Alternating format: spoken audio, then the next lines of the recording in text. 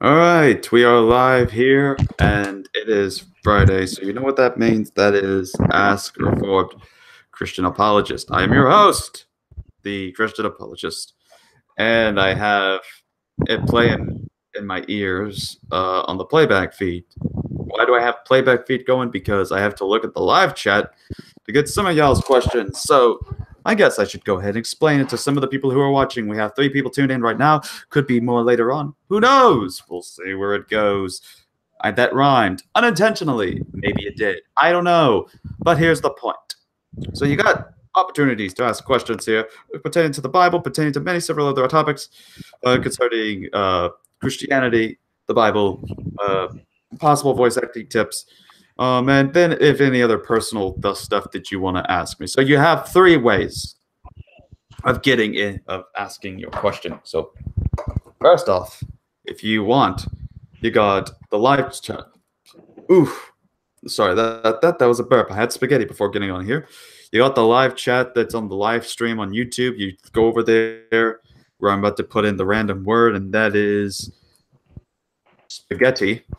And you see where spaghetti's at. You know, you put something around there, you type it up, and then boom, you can get a question in, and I'll answer it to the best of my abilities, the best of my powers.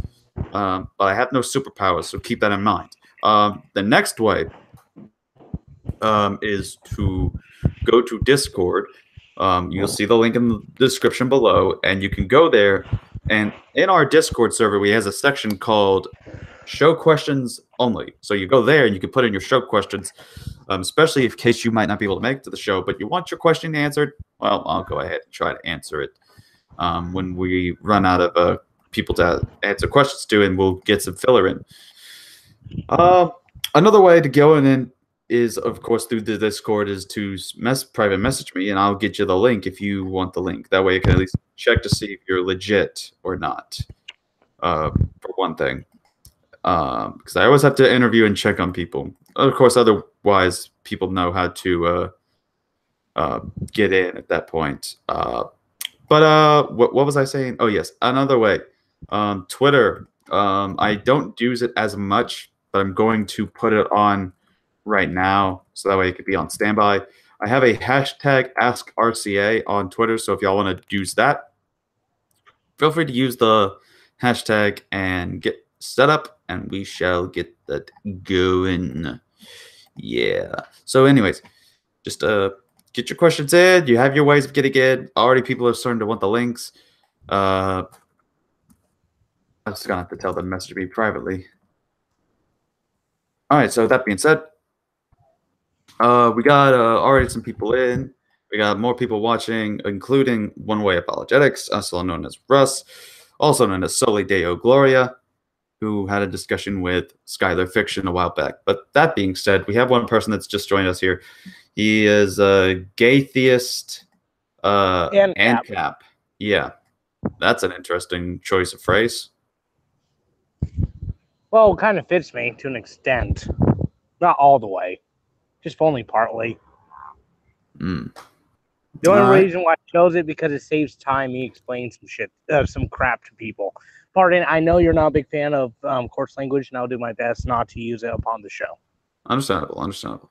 So, what do you have for your question today here? Well, actually, you just kind of surprised me with the theme, so I'm going to have to think about that. Wow. Okay. You got some?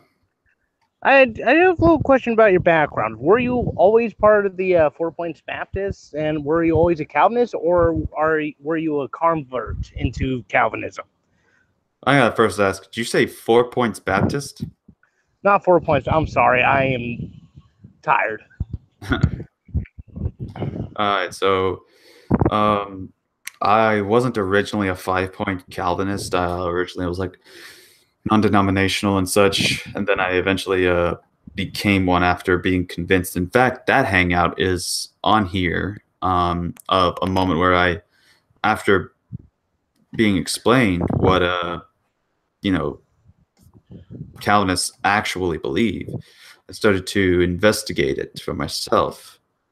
And once I did that, then I decided to have a hangout asking them questions that would help clarify things, and eventually their questions helped lead me to convert to Calvinism, because I saw what the Bible said and tested the scriptures with what has been claimed by other people, and I found other things. So yeah, I mean, it was a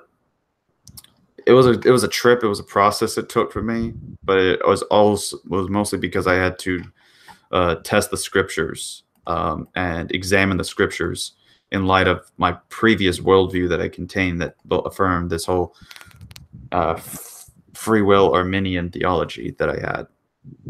So, Interesting. Thank you for your question, then, man. All right, so since we don't got anybody else in here at the moment, though, I have sent the link out to some people, as well as to Veckel, who I see is in the live chat. Let's go ahead and check some of the people on Discord. Let's see here. I sent the link to White Engine, and he said that he would try to explain some of these because he literally does not know how to articulate some of these questions. First, before we get to that, Circuit the Fox wants to know hot chili dog or Chicago style dog, whichever one is just more looks like a regular hot dog with a mustard, ketchup, cheese, or not cheese, just mustard and ketchup. Then yeah, that's Chicago. Then yeah, that's Chicago. I prefer Chicago style hot dog. Which this guy sent me a picture earlier. Apparently, there was someone decided to, like, instead of placing the hot dog like in the place of the bun, just like stab it through the bread, so it's like an impaled bun from a hot dog. I like that idea. To me, my question, and what's ridiculous is they even continue to add the condiments still. My question is, what was this person taking when he decided to do this? That's what I want to know. Probably weed. That sounds like a trip to me. No, I think this person was probably just a furry, and that explains a lot. That reminds me, I still need to send you the meme. Yeah.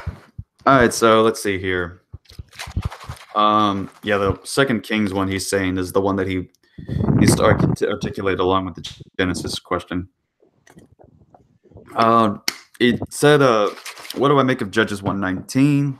And when I asked for clarification, he said, someone impressionable would think that the scripture doesn't make God look all powerful, or the King's verse. So he articulates that then. All right, so let's take a look here real quick on my software. So we'll take a look here. Let me get the Word Bible software pulled up. That way I can screen share that with y'all. Okay. So let's take a look at this carefully. Let's first go to Judges chapter 1, starting in verse 19. For up top. Judges chapter 1, verse 19. Now it says, "And the Lord was with Judah, and he drove out the inhabitants of the mountain, but could not drive out the inhabitants of the valley, because they had chariots of iron." Now, this is a common atheist objection, as well as a Muslim objection sometimes, even though this would fall back on the Muslims, since this is going to the scriptures and from the supposed people that, according to the Islamic scriptures, these were prophets or people who were righteous Muslims according to the Quran and the Hadith.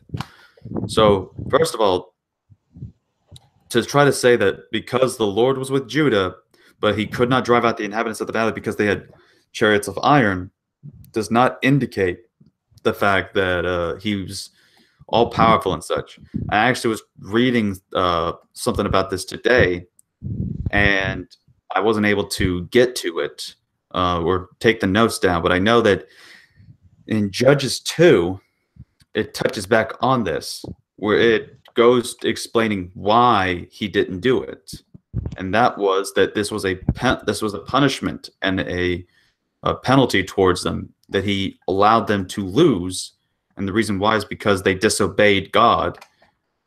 And so that was the whole context behind the punishment and the penalty that would eventually happen because of their loss. And then eventually they would win later on, and I believe Judges 4 or 5. And so as a result, we see that just because it says the language here that he could not drive out the inhabitants of the valley, he's doing this as in he could not, because not just of his ability, but because he's already decided what the punishment's going to be towards Judah, that they would not win this battle because of their disobedience against God and his law. And so when it comes to that passage, that's what we're seeing here. I want to first welcome Veckel, who has joined us. Hello. Hello. Okay, so the other verse he said is 2 Kings chapter 3, verse 26. Chapter 3, verse 26 27. So let's go there. In 2 Kings chapter 3, verse 26 to 27. Says, and when the king of Moab saw that the battle was too sore for him, he took with him 700 men that drew swords to break through even unto the king of Edom, but they could not.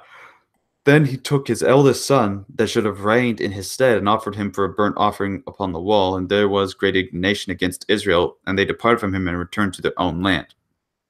Okay, so when people try to go with Judges 1:19, there's the actual explicit statement that the Lord is with them in this. But in this case, it doesn't say that the Lord is with them in the battle. It's simply referring to the king of Moab and his army, and that the battle was too sore for him. So we don't see the language here that says that God was divinely in the battlefield alongside them, but rather that these are them on their own, and they are having to fight. And according to the passage, they were too sore for him. So this does not, according to as the question was stated out by Engine, that does not make God look less powerful. So again, that would be to assume a lot concerning the text to make it go through there. All right. So since we just got Veckel in here, Veckel, how are you doing, my friend? I am doing very, very well. Yeah, just got to work early tomorrow, so I probably won't stick around too long. But I just thought I'd hang out for a little bit and see if I can come up with some questions. Mm.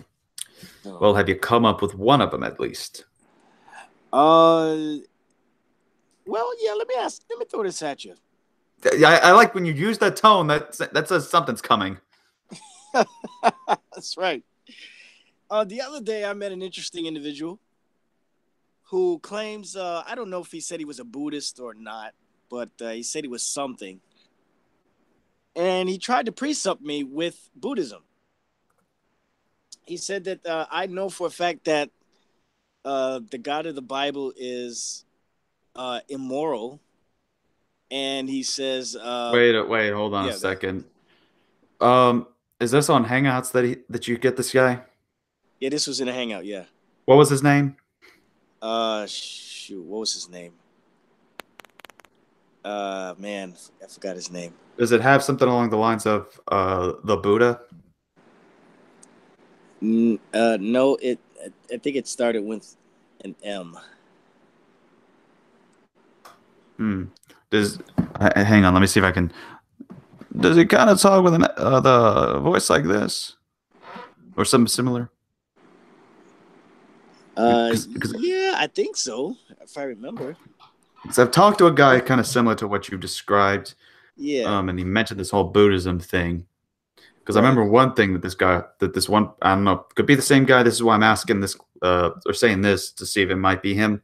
Okay. So I remember one time he said that if we actually were truly Christians and doing the will of Jesus, then we would be able to move mountains. If we can't move mountains, then we don't have a true faith. That faith must involve us to going around casting demons, resurrecting the dead, and moving mountains. If we can't do those, then we're not Christians. Spoken like a true hyper charismatic. That's what it sounds like to me. Now, this guy was, at least to me, it seemed Yeah. like he was just a crazy atheist that was like saying that unless we did these things, we're not Christians. Yeah, no, I can't take that seriously at all. But but anyway, So all right, so it sounds to me like you might have encountered either the same guy or somebody like him, and I just wanted to get your take on that. I don't think I've ever heard you utilize the presuppositional apologetic with anyone, but I was just curious about you personally, how you how you would handle an encounter like that, where somebody tells you that you know that Buddha is the truth, and you know that the God of the Bible is a moral monster. You know, tries to precept you. Go ahead. Right. If he tries to precept me, I'd say, can you demonstrate that I believe that that the Buddha, that I know or believe in what the Buddha says, or that the Buddha exists? Can you demonstrate this to me? And he would have to either bring up a text or something to justify his reasoning, just like we as Christians must justify when we make the claim that they know God exists. And we can make the justification because of what the scripture says, that everyone knows God exists, that there is no such thing as an atheist by the standard of how Christianity views him. So, atheist, why didn't you tell me you believed in God? You knew God existed. Why didn't you tell me that? So, what do you mean, Engine? Huh? Fight me. Joking.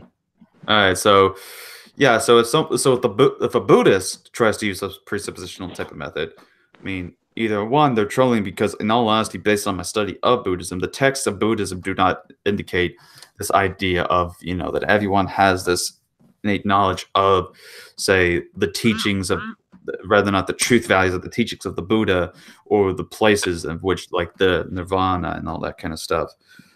There's mentioned, doesn't say that we have this self-aware knowledge of that. It says that has to be an achieved state and an achieved knowledge at that point. So you would have to not only ask them for evidence, but if you can, even cite from their own texts, that at least that one part that you may have knowledge of that would contradict the idea that they are proposing, and therefore they would have to subtract being a Buddhist at that point, since they're going against the teachings of Buddhism at that point, when it talks about what we as humans are in terms of knowledge and gaining a certain state. I got you. So if I were to know that Buddhism is correct, according to Buddhism itself, I'd have to have some sort of achievement. Right, that you have to be in a certain state of one of them being nirvana. Oh, okay. In order to know that Buddhism is true, or what he says about Buddhism is true. I haven't studied too much into exactly what goes on in nirvana. All I know is concerning nirvana. In fact, I actually have a world religions thing here, so I can take a look real quick at their definition of nirvana. All right, so I literally was just there, and this happens to me. Well then, this is why we can't have nice things, people, is because your boy RC here doesn't know what to do. You don't know what to do. Okay, here it is. Nobody's it's actually in this section on salvation. It says the goal of life is nirvana, to eliminate all desires or cravings, and in this way escape suffering. And it's part of the Eightfold Path, a system to free Buddhists. So it doesn't necessarily define it. Still, but at least gives us something to go with concerning like how exactly it's related. It's still a very man-centered religion. Absolutely. I mean, the religion is centered around a fallible man, Buddha. Yeah, but it's also saying that you get rid of these certain things so that you lessen your suffering. right? Is what you said earlier? Not only that you gain a reward, and one of the goals is to be reincarnated Okay. as well, Yeah. because you get reincarnated based upon a certain life that you Yeah. live. And that itself can be very man-centered, because think of it. Right. They're doing this because they believe that, the more humble you are, the better like your life could be. Like, for example, if you're a poor man and you're just humble and following all these, then you'll become a rich man Right. or something in the next life. Right. So that, and people having that in their mind, what do you think that means? Some of these people that want to just keep following this could be in it for the sake of money. That's right. So it's a very man-centered form of theology. And that's why, for the most part, that's why this is a false system. Because when it comes to Christianity, it is a Christ-centered theology. It teaches to pick up your cross and deny yourself. So when it comes to the flesh desires and such, it says that, while we are to give up on certain like lifestyle choices that we have, the goal is not to then continue living on earth and wallow in the ways of the world and the flesh, but we'll be in heaven rejoicing with Christ, because we have given our lives up on here and dedicated it to him.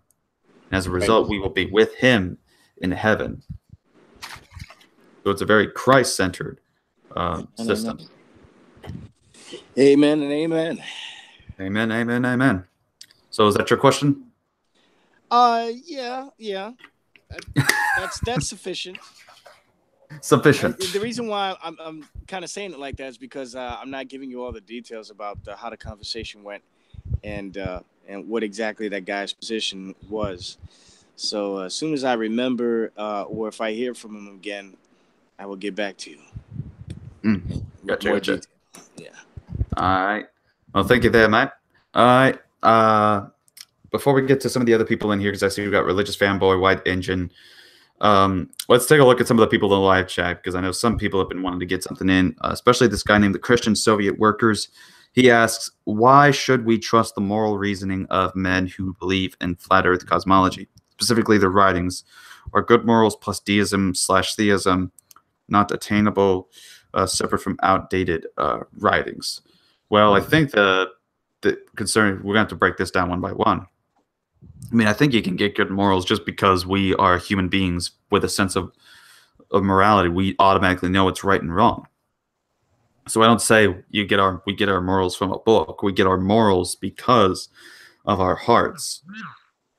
That's why we can say, and when we see something happening and we say that's wrong, we know that because the law is in our hearts. We know what is right and wrong.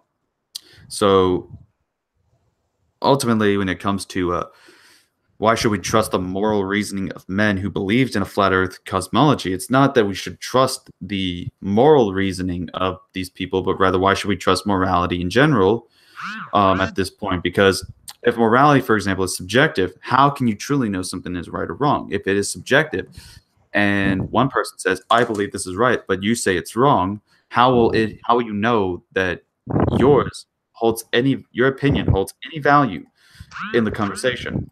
It does not make any sense to state that something is right or something is wrong unless you have an objective moral standard to determine such thing. So then, hope that answers your question, Soviet Workers.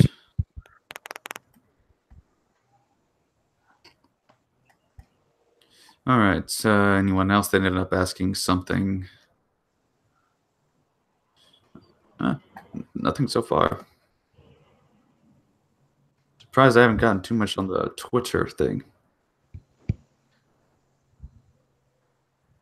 All right, then. Let's go ahead and let's head to Wyatt. Wyatt, are you there? Wyatt? I can't hear you.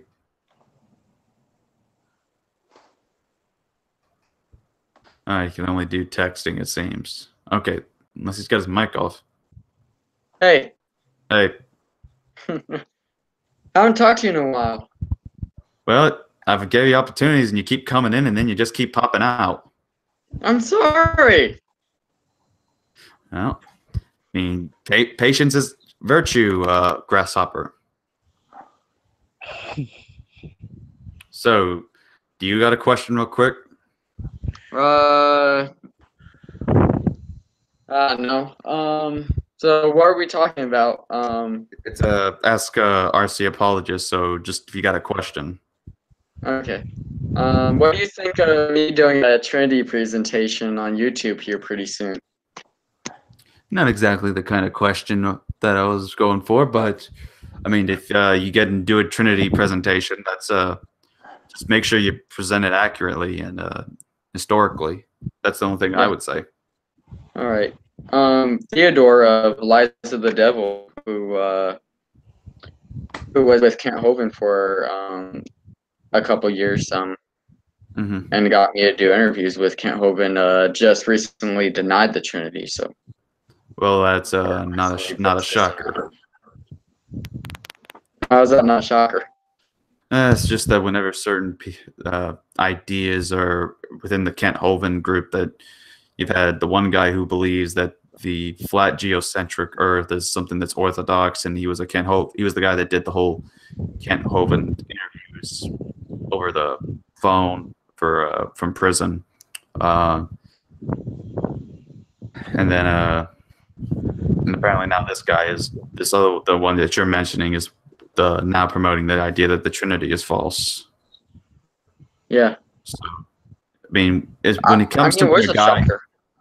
because I mean, to me, it's not a shocker because I mean, you have Ken Hovind expressing all kinds of bad ideas about, you know, that neither Calvinism or Arminianism is correct, which just basically means he doesn't know what the topic is. Second thing being that he thinks that the King James Bible, well, him being a bit of a King James onlyist, and believes that they were fully written Bibles during the time of the apostles is just historically false. There's no record of it.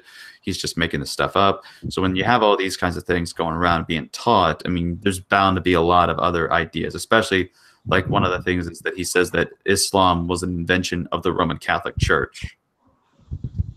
I mean, actually, I have he's promoting that because Chick promotes it.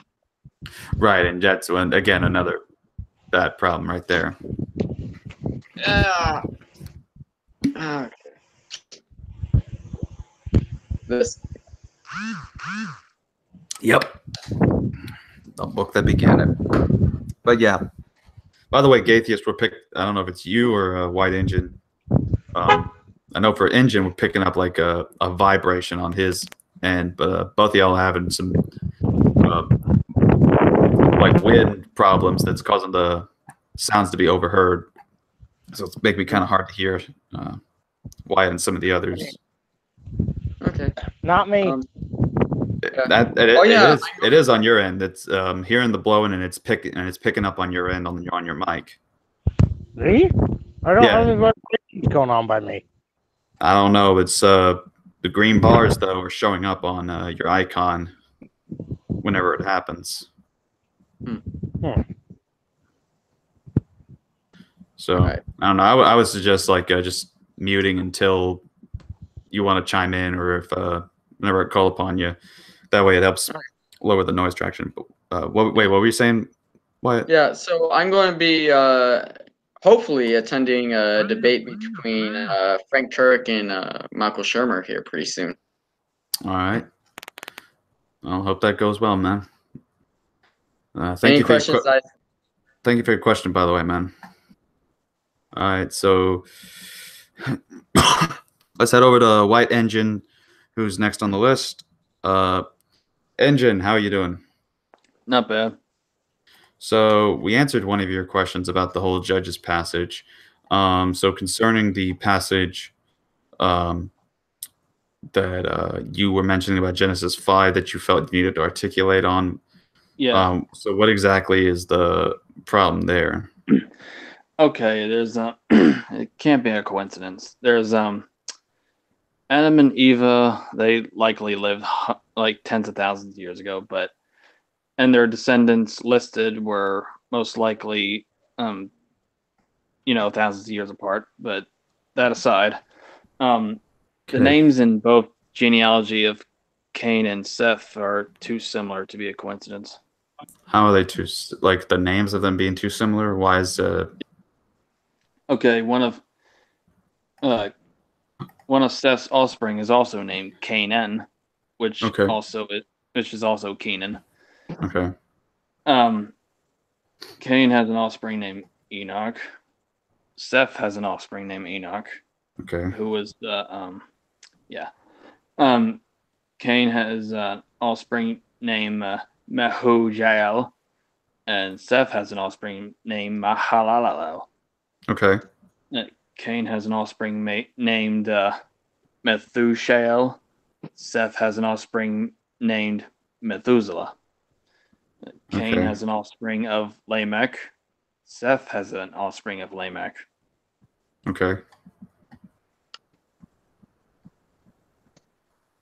So that's the JEPD theory is discredited, but it implies that one source had this had these names in their genealogy, and the other one had their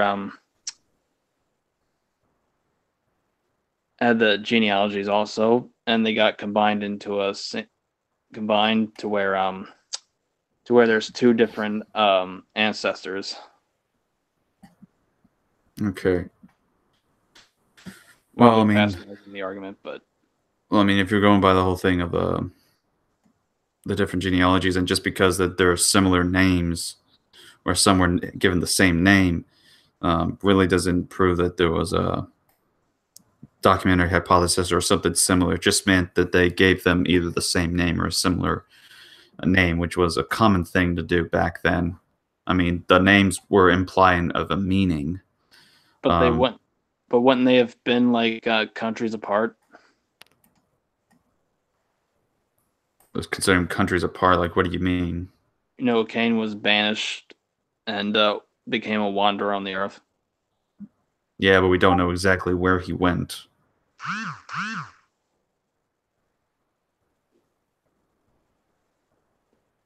So, yeah.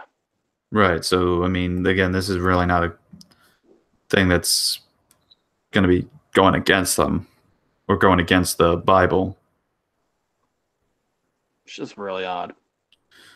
Well, it's only odd when you do that kind of thing. Just like people could say, it's really odd that Josephus would have mentioned Jesus in the middle of somewhere mentioning about Pontius Pilate.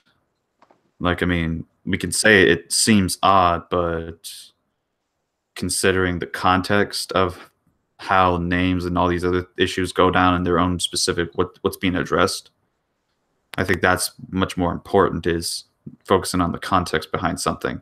And in this particular case of what we're addressing is that one can have a repeated set of names or similar sounding names. Those likely weren't the real names, though. They lived in the Upper Paleolithic How do you know that? and the Neolithic. But how do you know that? Because that was the time between Adam and Eve and the time of Noah, which was no. But how do you know that they wouldn't have those names? That those probably weren't their real names. Because those are Hebrew names. Those are Hebrew names because this book is written in what? Hebrew wasn't a language back then. Concerning again, you're missing the point. Is that what book is this written in? Written in what language is this written in?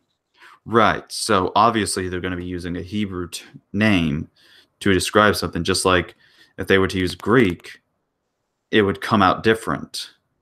If you use the Greek where we get the name Jesus, that's what it is that the word used is Jesus. But when you go to the Aramaic copies, they don't say Jesus. The Aramaic copies of the New Testament say Yeshua. Yeah. So then that means that if one picks up a New Testament and then someone picks up one in Greek and then someone picks up one in Aramaic, then by your standard or by your reasoning, should we then conclude that they got two different books because one talks about Jesus why has and one talks about Yeshua? That's two different names. I mean, these aren't that many individuals listed between Adam and Noah. Well, I mean, it doesn't matter. The issue is that these are people, and that's their names. Okay. I mean, I don't see how this is an argument here. I mean, don't you think they would have had different names? Well, probably different than what we have in the written text, but that's all we have given to us right now. Unless you have some other written document that contains the names in the different language of the language that you so believe, because you're claiming that you know exactly where Cain seemed to have gone. I don't know where he went. It's just Right. he wasn't Well, anywhere. you He wasn't said that anywhere he was near countries his. apart. No, he wasn't anywhere near Seth. He was Right, back. but how? But you said he's far, like countries and countries apart. Like you're suggesting he's so super far. How do you even know that? Because he was cursed to be a wanderer in the earth. Yeah, and he could have been a wanderer in the earth and approached a place that took an hour to get to, not somewhere that would have taken a multiple day travel that he's far off.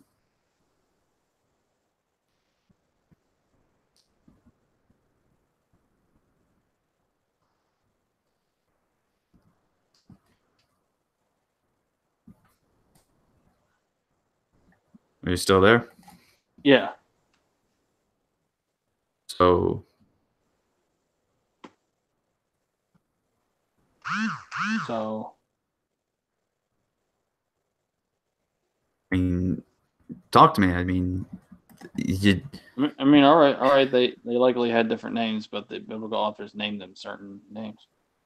Right, because they're focused on the Hebrew. So point being is that the names we have here in the Hebrew, that's still something we're going off of, and these people existed. So I don't see still what the problem is. No, it just seems just too weird to be a coincidence. What's a coincidence? That Cain had offsprings with names that match the names from Seth's line. Okay, and people can say, isn't it a coincidence that Josephus mentions Jesus? Hey, I gotta go. All right, I'll talk to you later, man. Sorry for leaving early. Bye, guys. Shalom, peace. So, I mean, people can say that's not really a coincidence. That's just a certain thing that happened. Right, and that's why I say that this is a certain thing that happened, is that they're going to name the names of people, and it was common as well for some people to have the same names. I mean, you had Joseph in Genesis, the one that was sold into slavery, but you have Joseph in the New Testament, who is the father of Jesus. That seems like a coincidence that biblical figures are named after each other. It's not a coincidence. I'm talking about in that particular narrative. Exactly, in Genesis 5. Right, but if you're to be consistent, apply that standard to every narrative in the Bible. But this is one narrative. Right, and one narrative does not mean you can be doing that. I mean, it's not really a narrative so much. It's not really a narrative so much as a genealogy. Right, and a genealogy, but still, that if you're going to be consistent, apply that same standard to everything else in the Bible. You must be consistent, or else your worldview is invalid. And so when we test the consistency of applying context here and looking at the names, we know that other people in the Bible have had similar names, so we don't make the same accusation that you're making.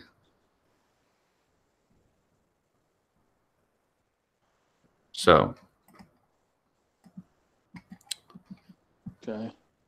Thank you for your question. We'll get to someone real quick, and then if you got another one, we'll give it to you.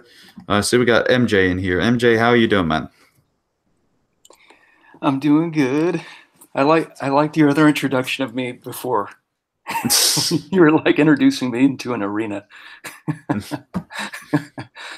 I got an easy one for you. I'm excited to pick your brain on this just because I bumped into this on my Bible study this morning, and you probably already kind of know what's going on, and maybe you could help me over this little ditch. Sure. You already know where I'm going with this when I ask it, but was Mary related to David, and does it matter? Does what? Was Mary, the mother of Jesus, related to David? And does that even matter if Joseph was already related to David? Or am I getting something wrong there? So, does it matter if Mary was the mother of Jesus? Oh, okay, yeah. Let me give you a little more context. Remember at the beginning of Romans 1 where Paul says that Jesus was in the line of David? And I might be reading the genealogies wrong, but it looked like Mary wasn't genetically related to David. Joseph was, but he wasn't born of Joseph by blood. So I'm wondering, is that like a Hebrew idiom, or am I getting Mary's genealogy wrong? Or does it matter? I've heard a couple of people try objecting to that. Yeah, I have too. Whole thing. But as far as I'm aware, when it comes to certain issues, the Bible's quite clear on it that she was part of the bloodline. But when it comes to the Romans passage, I don't know exactly, because I know someone tried pointing out where she is actually there, but it's been a while since I had seen the article itself and read the passage for myself on that. So I would recommend, since again this is not exact, even when times there I can't answer the questions to the best of my ability, in its complete fullest, I'll still be able to give resources. So I would suggest, like, got questions, probably be a good place to go on that, or bible.org, because I know that they usually get a lot of good people to tag along and get on this issue concerning several topics, and they get some good people on there that help you go to the scriptures and examine these topics. Awesome. Thank you. I'll look that up there. Could I ask something else, or is somebody else in line? We got to actually get to some of the people in the live chat, because I see we got a couple of the people who were there for the debate that happened with me and Matt Powell, and apparently definitely got fanboys, because pre-trib said RC got smashed by Powell. So the old interpreting debates as WWE matches instead of attempting to edify the audience. Then he said Kent never. This guy also says that Kent never said that they were fully written Bibles. Kent says that they had copies of copies. No, there is actually video evidence of him saying that that they were fully written Bibles shortly after the time of Christ. If people want to deny this, I'll go ahead and see if I can find the video real quick that I had uploaded to my channel, where it shows that Kent Hovind said these exact words during one of his lessons. Let me see if I've got it here. So let me see.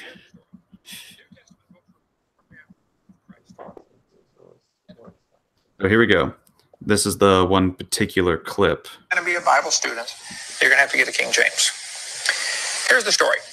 New Testament books were written shortly after the time of Christ. They had to make copies. It takes about 10 months to write out a copy of the Bible. So they had to write out the whole copy of the Bible by hand. They had no Gazetteer, no printing. Do you hear that? The whole copy of the Bible. The whole copy of the Bible. You still want to go about that claim? Press, no, Gutenberg hadn't been born yet. So it took a long time to make a copy of the Bible. They make their copies. They had either both books and scrolls. Both were in use all through. Both books and scrolls. Scripture. And they make a copy, and then they check it very carefully. If they find a mistake, you're going to burn it. So they were very careful. All right, so you have it right here. He didn't say just simply, he said New Testaments at first, but he says the Bible. And so he goes to then not just say New Testament, but also the Bible, the entire Bible. So from right there, you have that. And standing for truth, if you want the link, click on the Ask Discord, or the Discord section that's in the description link.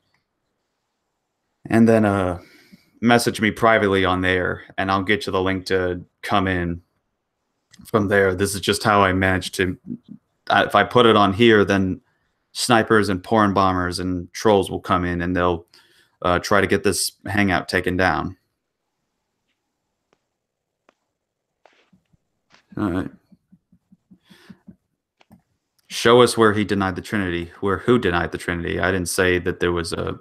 The only thing was this one guy named Theo, which was a claim made by Wyatt. So that's something where he's going to have to do that. Okay.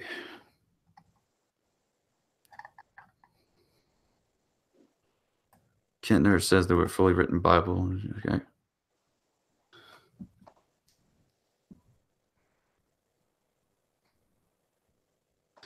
Standing for Truth says, when RC states that he believes in the Bible, which Bible is referring to? Can I hold this infallible, inerrant Bible, or is this inerrancy and infallibility found in the original Bible? It's found within, yes, the original autographs, and this can be passed down to the authority of the Word of God.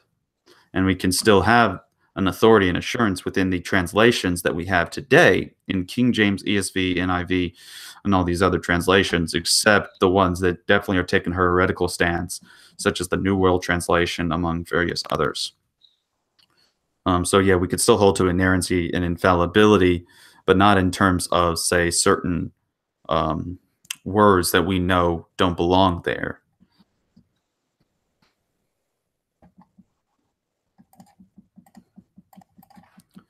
All right, make sure that my Discord's open in case he decides to ask or join in. Because I know Standing for Truth said that he is seeming to want to join in. So if he wants the link, just get me on there.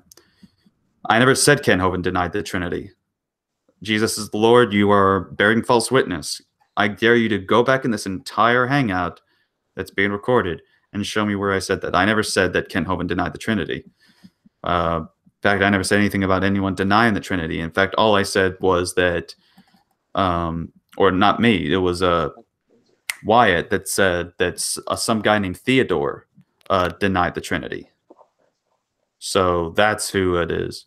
And Jesus Lord, if you want to come in as well, again, just message me on a Discord, or if you can find me on Hangouts.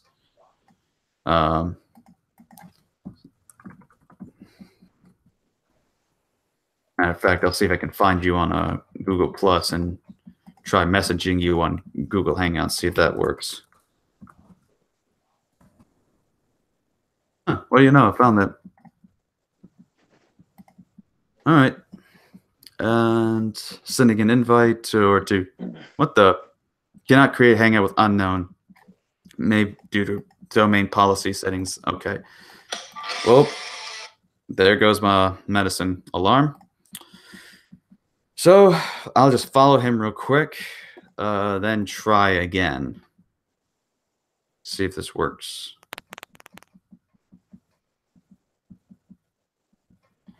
All right. And still nothing. Okay, I don't know what's going on. So we'll see where that goes. All right. So I'm getting a text from my family right about now. And that's getting interesting. All right, so MJ and White Engine, y'all want to talk for a bit while I go take my medicine real quick.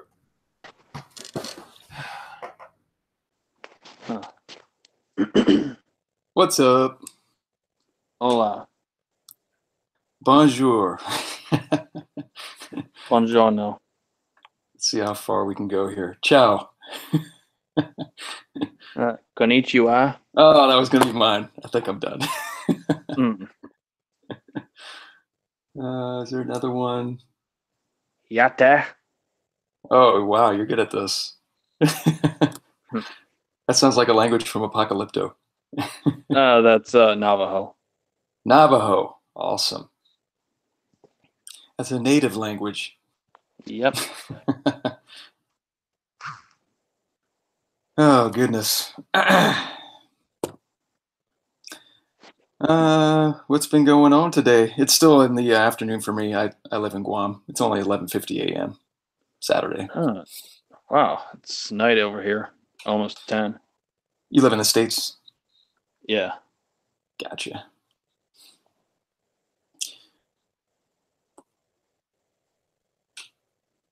What do you think about what's been talked about so far? Anything at the top of your head? Well, there was one verse I got to ask him about when he gets back. Awesome. Yeah, I had a couple questions for him too. I was going to ask about the objection to certain people have towards Paul being an apostle. I think it's pretty obvious he was an apostle. I do too, and I've heard. I mean, people object to it. His letters consist 3/4 of the New Testament. Yeah, they take some kind of Marcion. You know that guy Marcion? Yeah. What did he believe again? He didn't believe in the God of the Old Testament. I know that. Did he like Paul's letters? No, I think he was sort of. I think his beliefs were kind of like that of the Gnostics, where the demiurge, the bad guy, was the God of the Old Testament. But he didn't like Paul, did he? You know what? I don't remember. I'll look that up real quick. I forget. Let's see. March. All right. So I'm back. Scratch that. So I don't know what's going on with Jesus is Lord's thing there. So let's see what's going on there. So I don't know if Jesus is Lord. If you want to just email me, because my email's at the bottom. Wait, yeah, it is. It's still there. Just email me, and I'll get you the link there.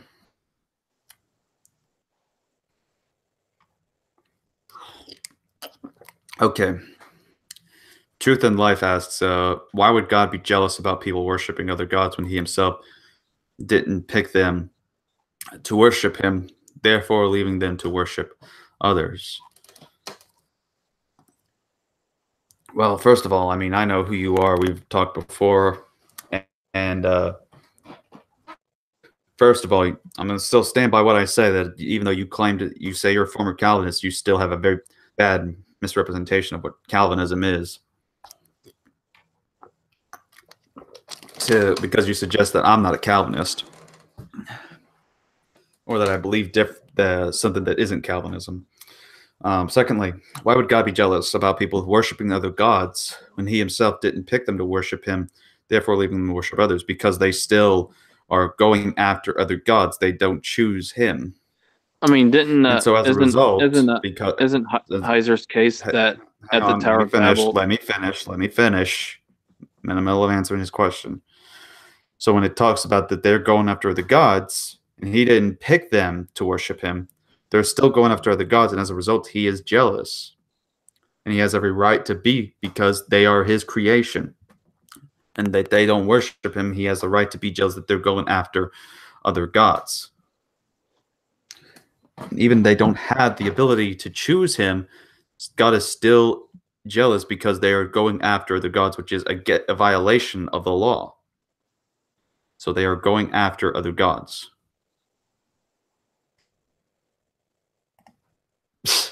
And then one way saying God Calvinism. I love that. Mark Seidel. So there are other gods, only in the sense of that you have Elohim, just simply spiritual beings. So in other words, like in one verse, it says Samuel is an Elohim. Whenever Saul is trying to make contact with one of the spirits of the dead, and he gets Saul, or Samuel, who's referred to as an Elohim, didn't mean that he was a god, but as in the term that we understand it. In fact, not only does Mike Heiser, but even Inspiring Philosophy has noted the research on this concerning that Elohim just simply means an inhabitant of the spiritual realm. And so when it comes to the spiritual realm, that this person was part of that same spiritual realm. Here, I got to get to this before I forget it. That the Tower of Babel, God disinherited the nations and left them at the mercy of other gods. So why would God be jealous of its own verdict? Well, that was not what he was asking. No, this is my question as an extension to that one. Right. I mean, so your question is why is he jealous when he separates the people? Yeah, and left them at the mercy of the other Elohim. Well, again, because they're going after other gods. But God decreed it. Right. So why be jealous of its own judgment? Because the judgment is not the decree. The jealousy, the whole jealousy that is going around, and the judgment he passes on to them is because they are choosing after their own natural desires to go after these idols, to go after these other gods. That's what God condemned them to. Mm-hmm. So it doesn't really make sense. So you're saying the penalty because of what happened for the tower, they built the tower so that they could bring God to them. That they basically thought that God was somebody who needed to be on their level, and they needed to bring God to them. In a literalistic fundamentals reading, it's like it looks as if God's afraid that they're gonna build a tower to reach heaven, which is impossible. But... Well, I'm explaining what the interpretation is. I'm going by what people like Heiser, John Walton, and others would note about how the ancient Israelites would have viewed these things. Walton has written a book on this particular subject on the Tower of Babel. I never got to reading that one. Which ziggurat was the Tower of Babel? Which ziggurat was the Tower of Babel? As far as I don't know the term ziggurat. I mean, you just might as well be saying baguette because ziggurat was the Mesopotamian version of the pyramid. You know what a ziggurat is? No, I don't. You know, it's those monuments that they built, like similar to the pyramids, those multi-step complexes. Did you see Apocalypto, RC Apologist? That movie by Mel Gibson? No. Where they tore these people's hearts out at the top of it, and then they would toss the heart down these long little string of steps, and they would catch it in the bag.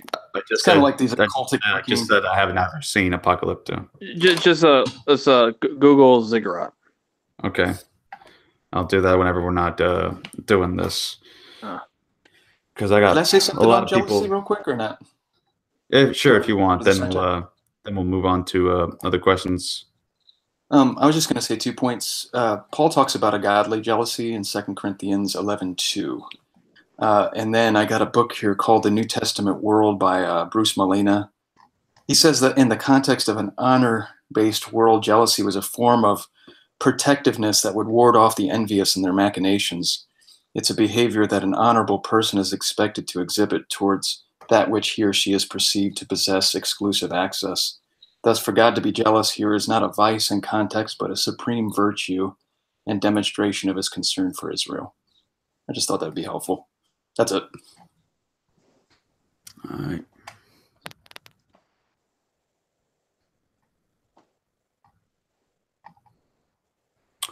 All right, let's see. By the way, to Truth and Life, if you want in, you know how to reach me on Skype. I gave the link to that one guy. I wonder if he's coming in. The Standing for Truth fella.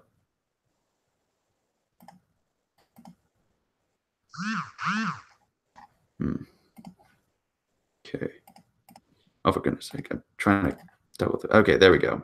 It's taking me a while to get everything. Standing for Truth, are you there? Hey, brother. How you doing? Doing pretty good. Yourself? Good, good. Can you hear me okay? Hey, it's SpongeBob. Yes, just imagine. There you go. So, you got a question for us? To the evolutionists. So, do you got a question, man? Good, good. Yeah. Are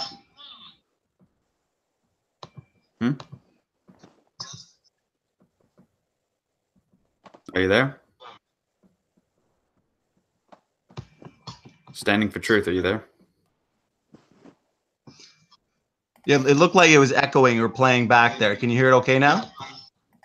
Yeah, I'm hearing a little bit of a slight echo whenever you speak, but Okay, maybe I'm supposed to shut off the main one. It's not really too noticeable. So okay, so we're okay now. I mean, yeah, we're fine. So you got a question, man?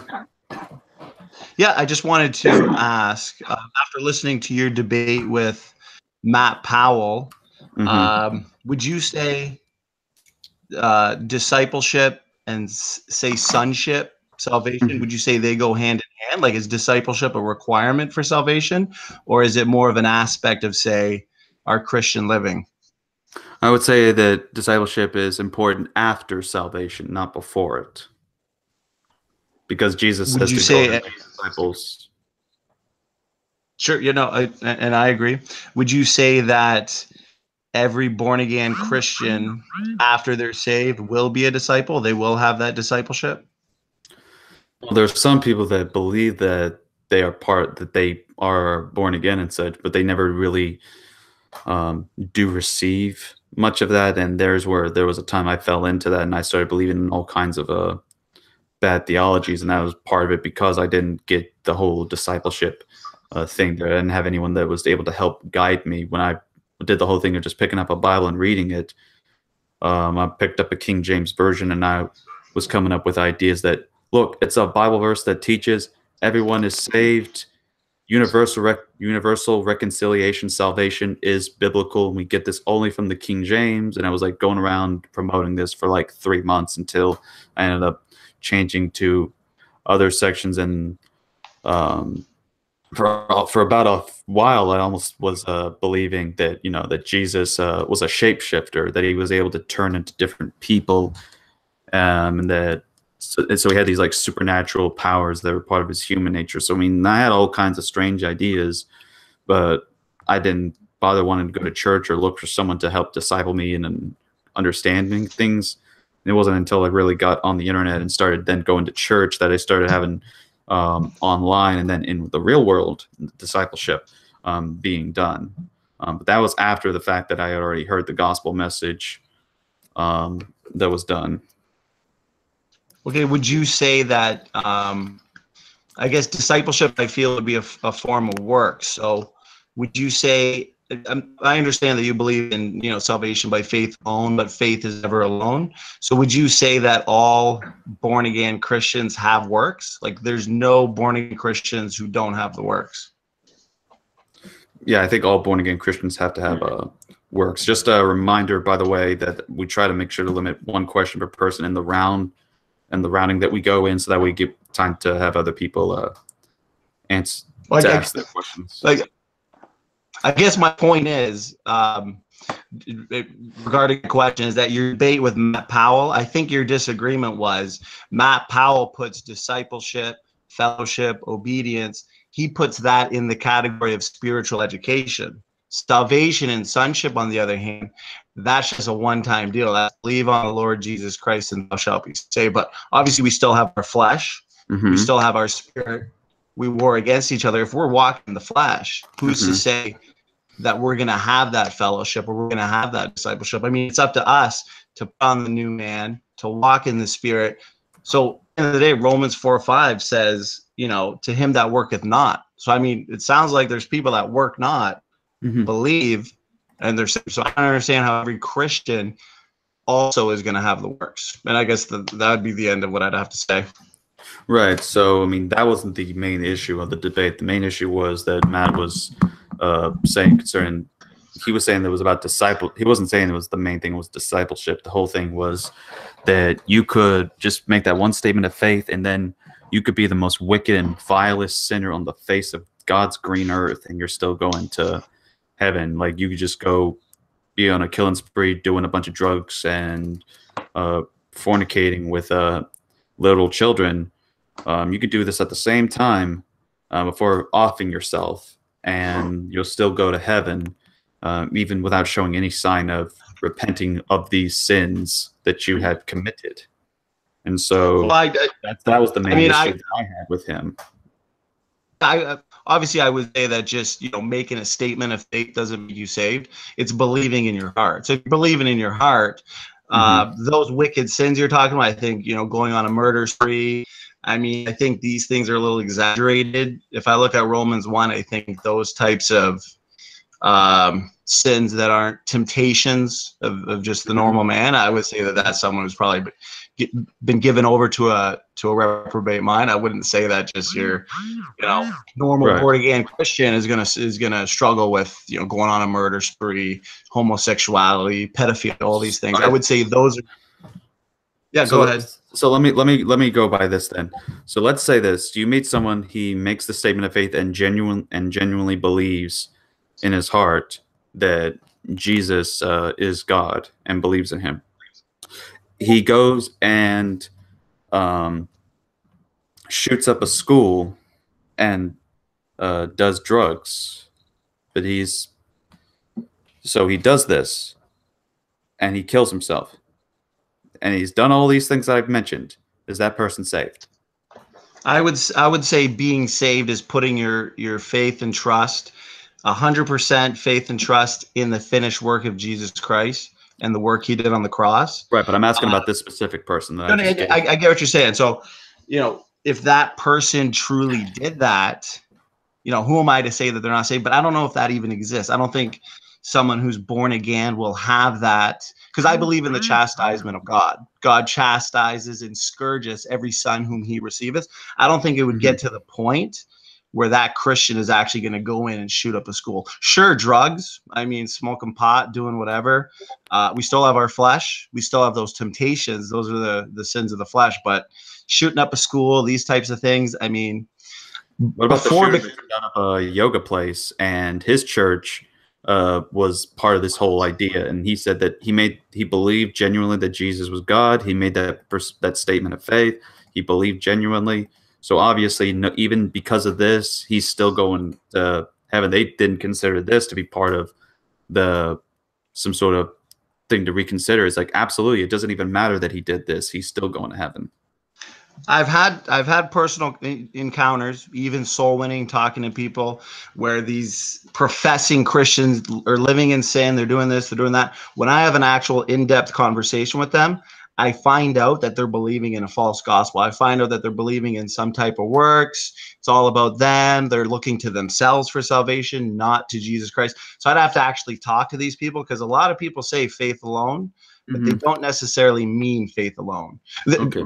Out of curiosity, I'm just curious, from a Calvinist perspective, how do you guys deal with Romans 4:5? Because we'll go in one at a time. I'm still in the middle of trying to get to the answering of your question that you addressed. Okay, go ahead. So I want to say, so again, I felt like you didn't answer the thing that I was trying to get across, and I just want a simple yes or no. The analogy of the guy that I just gave. Is he going to heaven, yes or no? Okay, so he has put his 100% faith and trust in Jesus Christ and his work. Faith alone, 100% trust. Yes. Well, obviously he's saved. I mean, anybody who believeth on Jesus Christ is saved. I mean, it's what the Bible says. So even if he's done, okay, let's do this then. Let's say that the person has done this, but instead of doing those things, let's say that he probably did kill a family and got away with it. No, the police never found him, and he still enjoyed the fact that he did it. And he converted either to Islam or became an atheist and died as either of those. Is that person saved? Yes or no? Well, I don't think it's really a yes or no question, because I don't necessarily believe that somebody can go from believing the truth to necessarily going into a full-blown lie. It's like saying, hey, I don't believe in Santa Claus anymore. And 10 years down the road, you go back to Santa Claus, or you go back to the Easter Bunny. I don't think God's going to allow it. But like I said, I believe that, God chastises every son whom he receiveth. So I don't think we as born-again Christians can get to that point of say something a reprobate would do. I think that it says their consciences are seared. And I don't see that in us, right? So he's made that statement of faith. He genuinely believed wholeheartedly, 100% that he was of God, but you are doubting that he could have been in heaven. If he truly if he truly believes on the Lord Jesus Christ, if he truly has put his full faith and trust in Jesus for salvation, of course he's saved. I mean, Jesus in Matthew 7 says, "Depart from me to people who are trusting in themselves and in their works." How come they never said, "But Lord, I believed in you. I put my trust and faith in you"? Jesus, of course, would have said, "Come in, my child." I mean, they were saying, "Have I not done many wonderful works?" I mean, how come they were focused on works when we should be focused on faith? They weren't. They were saying those things, but they were in reality not even practicing those things. They just said it as lip service. Well, exactly. But those people said nothing about faith, nothing about trust, nothing about believing. All they said is, "Haven't we done many wonderful works?" Right, but you said that they were trusting in their works. No, they weren't. They were just they didn't actually trust in their works. They just see Jesus, then they're worried like we got to say something in order not to get in trouble. Hey, we do these things? Well, I mean, they were boasting. Wouldn't you say that that's boasting? Right, and you can boast in things that you didn't actually do. That's where, for example, politicians and such will do that. And to this day, they'll take credit for things that they didn't actually do, but yet they're boasting. Now, what if they were boasting about their faith in Jesus? How come nothing about faith, how come nothing about trust came up in that passage? It seemed like they thought works are what get them to heaven. That's why they boasted about whether or not they did the works or they didn't do the works. That's what they were boasting about. That's what clearly they were emphasizing. They weren't emphasizing faith like I would. I would emphasize faith. Hey, John 3:16 says, "If I believe on you, I have everlasting life." What's going on, man? And if he said, "Depart from me," well, he's a liar now. This is where we're misunderstanding this is how we're interpreting the verses differently here between us, is that you're seeming to think that they believe that they're trying to rely on that and that try to use that because they believe that that's going to be giving them the salvation, where to me it seems that they know that along with having that genuine faith, they have to have good works that follow afterwards that has fruit and such. And Jesus knows what they'll do and who these people are. And so they're trying to trick him and say, "Oh, didn't we do these things?" And he looks at him and says, "I never knew you, because you not only didn't have these works, you didn't even have faith in me." That's basically what he says when he says, "I never knew ye." Because when you have faith in him, what's one of the things you do? You pray to him, you know Jesus, you accept Jesus. But he doesn't know these people. And when he uses that, he's basically saying they don't even acknowledge him. It's not until that last moment when they actually see him. So it's like in a similar instance, like, for example, that say you go to high school with somebody and you've been bullied and harassed and by these two guys, you end up becoming a rich billionaire and a celebrity, and you forgot about who these bullies of yours were. You didn't even get their names because they've been mean to you.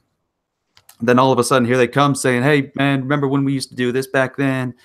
And you just simply say, "Who are you people? I've never known you or met you in my life." That is basically how Jesus is treating these people, is that they'll be basically trying to use him and only want him because of the benefits that he would provide to them that they desired. Well, does it say anywhere in Matthew 7 in that passage that they have genuine faith? I mean, all I see is them boasting about I don't see anywhere that indicates, hey, these people have faith, yet they're boasting about their works or emphasizing works. I didn't say that they had faith, that they had. Well, how do we know they had faith? I didn't say that they had faith. Okay, so if they had faith, would they be saved? Are you listening? Okay. They had faith, that would they be saved? Yeah, if they had genuine saving faith, they would be saved. Exactly what I'm saying. So the fact that they don't have genuine saving faith is obvious in their response. They're bragging about their works. They're bragging about. Obviously, we disagree on this. I don't understand where the disagreement is in. I mean, I feel like we've gone past the question already. I just think you're asking me, a question that's not so black and white, since I don't really believe that a born-again Christian is going to go shoot up a school. I get it's a legit question. Likewise. Yeah. I see it because God chastises his children. Right, but there are people today that will affirm this easy believism aspect that would be in Matt Powell's camp that affirms, yeah, he could shoot up 500 people, unrepentant, kill himself. He's in heaven. Absolutely, 100% without a doubt. People that say this, that's people I have a problem with. Sure, and I completely understand that. I would just say, hey, that looks like it's a symptom of reprobation. That doesn't look like a sign or a symptom of someone who's saved. And I'm not saying works are a requirement for being saved, but someone who's shooting up a school, someone who's a pedophile, someone who's doing these things that are listed in Romans 1 under reprobation. I mean, I'd have to identify them as either a false professor, and certainly not a born again Christian. I mean, I think we're in agreement with that.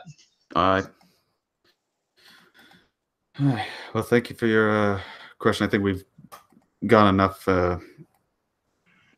into that. Okay, thanks so much for your time there, RC. If you want to stay, ask another one later on. Feel free to. We're just going to make sure to get to some of the others in the live chat and then circle back to some of those that are in here. Of course, yeah, I'll stick around. Sounds fun. All right. And don't know if one person's going to be showing up. I sent him a message. Wait, he was on two of them? I'll be. All right, so let's take, if you got any questions in the live chat, be sure to submit them. We're going to take a few of them right now. Let's see here. Still a lot of just back and forth between MJ, who was in here, and then one way. And of course, our favorite, Scott Walker, is in the comments. He's our favorite Muslim troll. He still seems to think that Psalms 91:6 or something is a good argument against the Bible or against Christianity. So he's he's helpless at this point if he's going to keep attending Dr. Zakir Naik Academy. All right. So if y'all got any questions, send them in, because apparently I'm running. I don't see any at the moment, unless. No, that was just you asking somebody else for a clarification, MJ. Okay. And no, still nothing. Dang it, you people, 13 are watching, and not a question, but back and forth between MJ and One Way as if they are a I've couple. got another question. My goodness. Who wants to get in there? Well, actually, we got a White Engine first, then MJ, and I don't know why I haven't explained this yet. Normally, I do it in every single show. Like once we're done, I guess that's probably it. Because for one, the last time I've done this show, it's been the internet was broken, and because of that, I had to do the whole thing on my phone, which was terrible. And so it's still me having to get used to this. So we'll go into Engine, then we go to MJ, and then go to Standing. Would you prefer to be called that, by the way, Standing, or what do you want to be called? Yeah, sure. You can call me Standing for truth. That's fine. Okay. So let's check it out with Engine. Engine, do you have a question? All right, let's see. Hold on.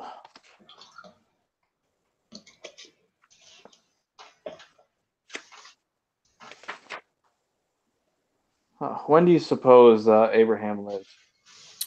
When do I suppose that Abraham lived? Yeah. Well, I mean, as far as I know, I mean, I really forget when exactly is some of the things I see in the Bibles, and the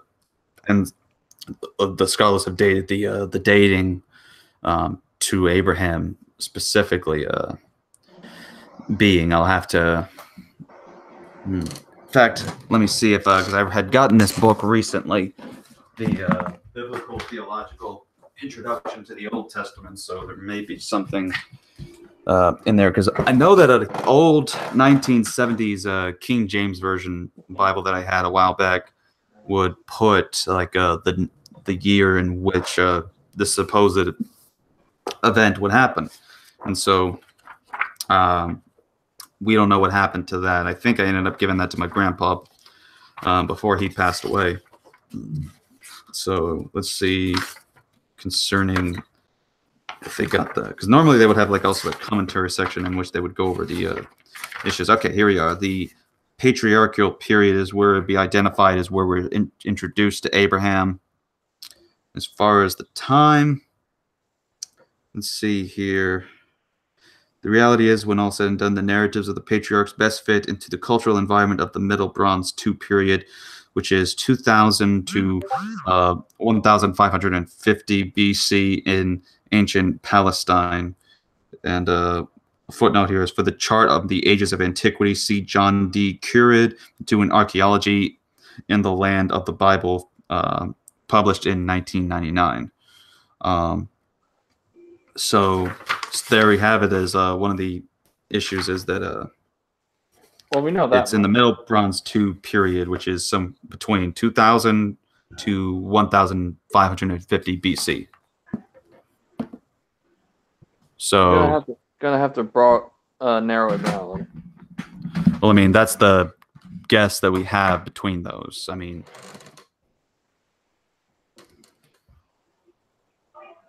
yeah.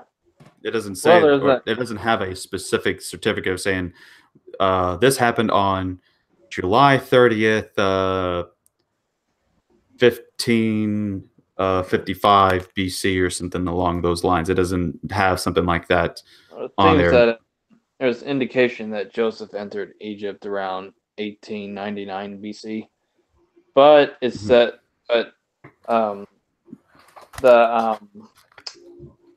says Amraphel, like I mentioned in Genesis 15:1, I think. No, 14.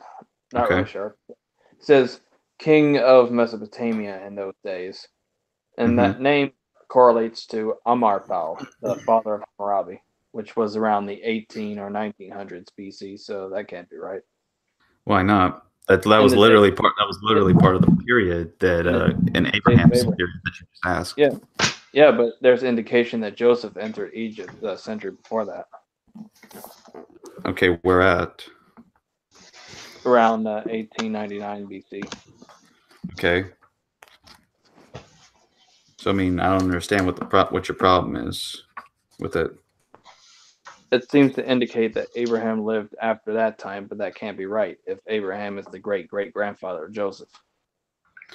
Well, the thing is that the text only gives us a estimation of when the time period is, and all we know is that the time period in which this patriarchal period is starting around, and an estimation, not an exact accurate saying, but an estimation, just something that archaeology, natural science, and all this deals with, is not trying to get the exact word for word, because we don't have that ability unless you have a time machine and go back in time. So what we have instead, in trying to get the archaeology that conforms with what the biblical account says, it suggests that it's the same thing as what is mentioned here in the book, and both the Joseph account as well as the Abraham, that they are both in the Bronze period. Well, we know this, specifically the Middle Kingdom of Egypt. Okay.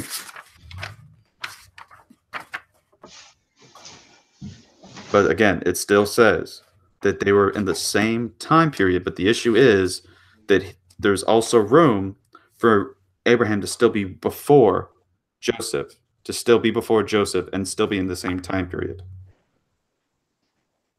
Okay. Father of Hammurabi, who lived a century after Joseph, was said to be king in the days of Abraham. So that can't be right. Was said to be king in the days of Abraham?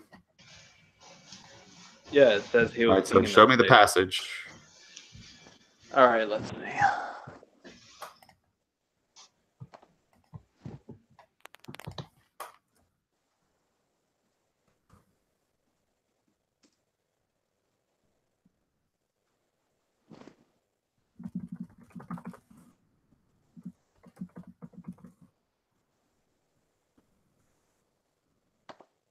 All right, so while you're looking for that,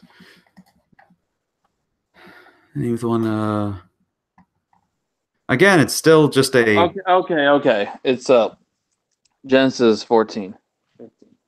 It came to pass in the days of Amaraphel, king of Shinar, which was Mesopotamia, and all these other kings that went to war.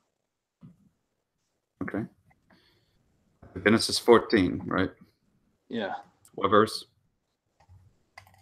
1. All right. Let me do this. That way we got it up on the screen. Okay, it came to pass in the days of Amraphel, king of Shinar, Arioch, king of Elazar, Shalom of Elam. Okay, where does it say what you said, though, that it was during the reign of Abraham? Reign of Abraham. You mentioned Abraham's name was somewhere in the verse. No, that's at the time of Abraham. Yeah, well, where's this Hammurabi guy? The father of Hammurabi was was a name that correlates to that. And what verse has that?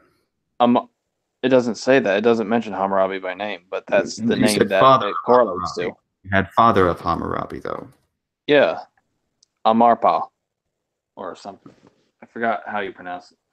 All right, what verse has this verse that you said, though? It's right there.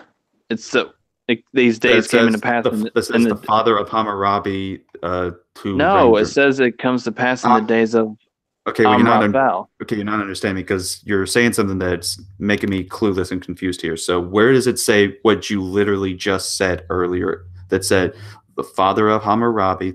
You were saying this as if that was a Bible verse. So I want you to show me where in the That's not the Bible. That's not what I was saying.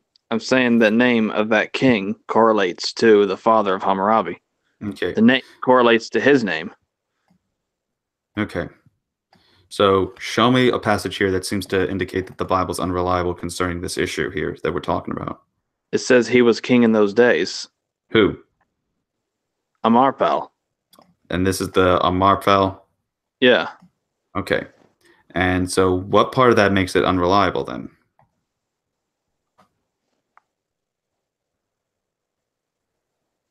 Saying he was king in those days.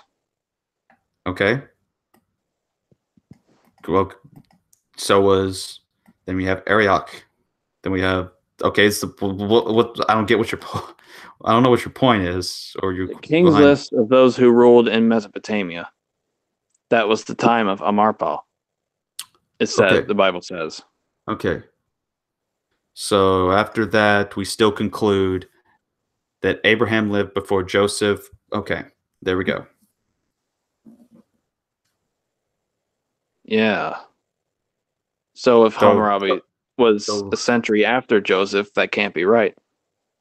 Okay, so where does the verse say concerning that? It doesn't say a specific verse. Where did you say? Where you get Hammurabi? He's the son of Amarpal. Okay. Yeah. Lived in around the 18 or 1700s, give or take. That was a century after Joseph. Okay.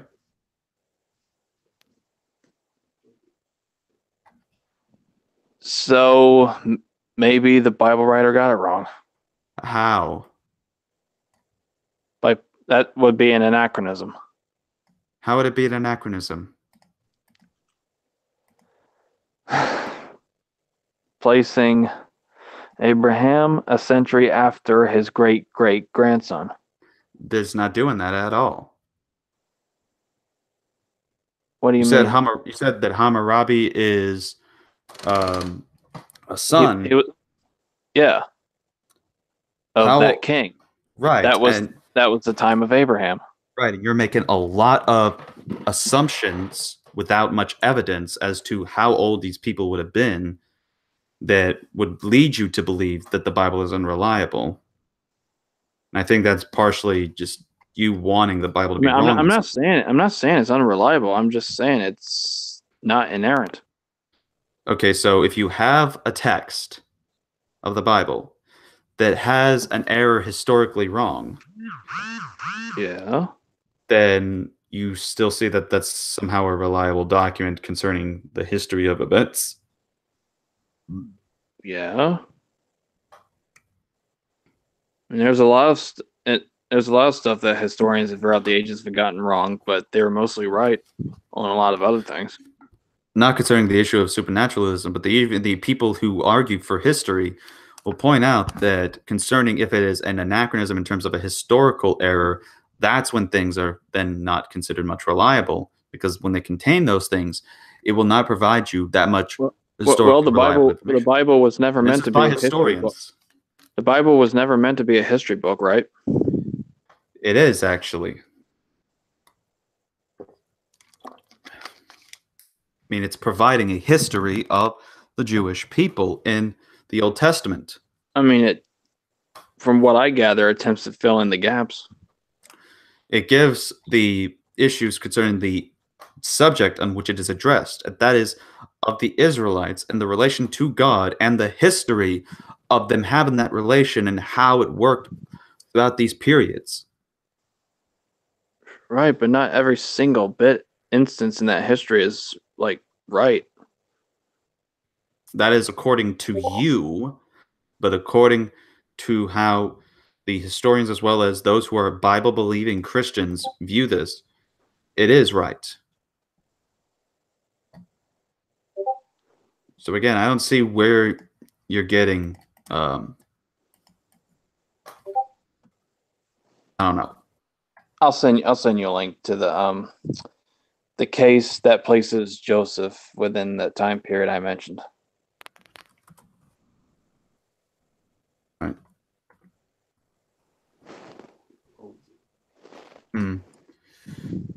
Okay, so someone that's wanted to get in, but is having a hard time trying to add me on. Oh, I see it right there. Ave Nova, yeah. I don't know. Sometimes Google can be that way. So I'm gonna see if I can share my page, and if you click the about, you can message me on Hangouts, and I'll try to work something there. I'm gonna send it to you on Telegram, so check your Telegram and click that, and then see if you end up, because I tried to find you on Google Plus and nothing came up. So I don't know, unless you follow me on Google Plus, then maybe that'll also help. Because if I follow people on there, then it helps me add them in. It's kind of like, I guess, a friend request thing. So I don't know. It's ever since the whole split off from YouTube and Google Plus community that they just lost how they are able to allow us to add people in here lately. All right, so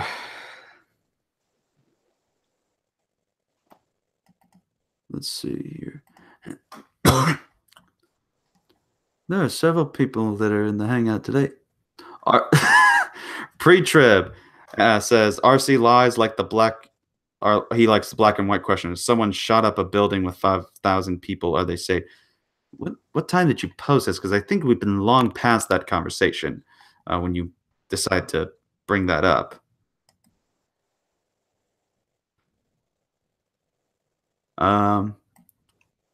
Someone shut up a building with 5 people, are they saved?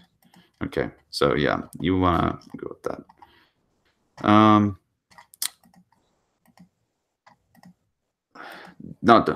Okay. All right, so let's just do this then, as I'm trying to talk to him. In the meantime, MJ, do you have a question? Yay! Throw you another softball. But I am curious because I haven't really researched it that deeply. What is there a slam dunk case to be made for Paul's apostleship? Some people doubt whether or not Paul was an apostle, and they go to cite various criteria for apostleship, and they say that Paul might have violated one of those criteria. What's curious to me is that isn't the criteria for an apostle in the book of Acts, and Luke himself calls Paul an apostle? Yeah, I actually, funny thing was that, and I should probably make this, unless I already have, let me check real quick. in the Google Drive. Because a while back when I was doing the website, yep, it's actually there. If you click on the free Christian resources link, if you can't access it, of course you can email me and I'll try to get you it. I wrote an article a while back Awesome. called "A Case for Paul," where it defends his apostleship. It's a short 35-page essay. It's pretty much sort of like, and I think I even stated myself towards the end that, well, actually, no, I didn't. So I did get a good portion of the information of the sources from exegetical apologetics, but I did decide to add my own thing in there after looking more heavily into the subject, because it was mostly a response to, one, Muslims, and two, liberal Christians that want to assert that the Apostle Paul wasn't an apostle. So I went over biblical, historical, and for the Muslims themselves, Islamic evidence that affirms that Paul was an apostle. So concerning that, I mentioned that the New Testament attests to this in Acts. He's called an apostle, and of which even Galatians records where he's defending his apostleship before people. It just seemed odd to me to appeal to a criteria for apostleship in the book of Acts to make the argument that Paul was not an apostle when the same author of that book called Paul an apostle, right? Didn't Luke call him apostle throughout the book of Acts after his conversion? That he called that Luke called him an apostle? I think so. I could probably do a quick search, but I'm pretty sure. Actually, let me look at that right now.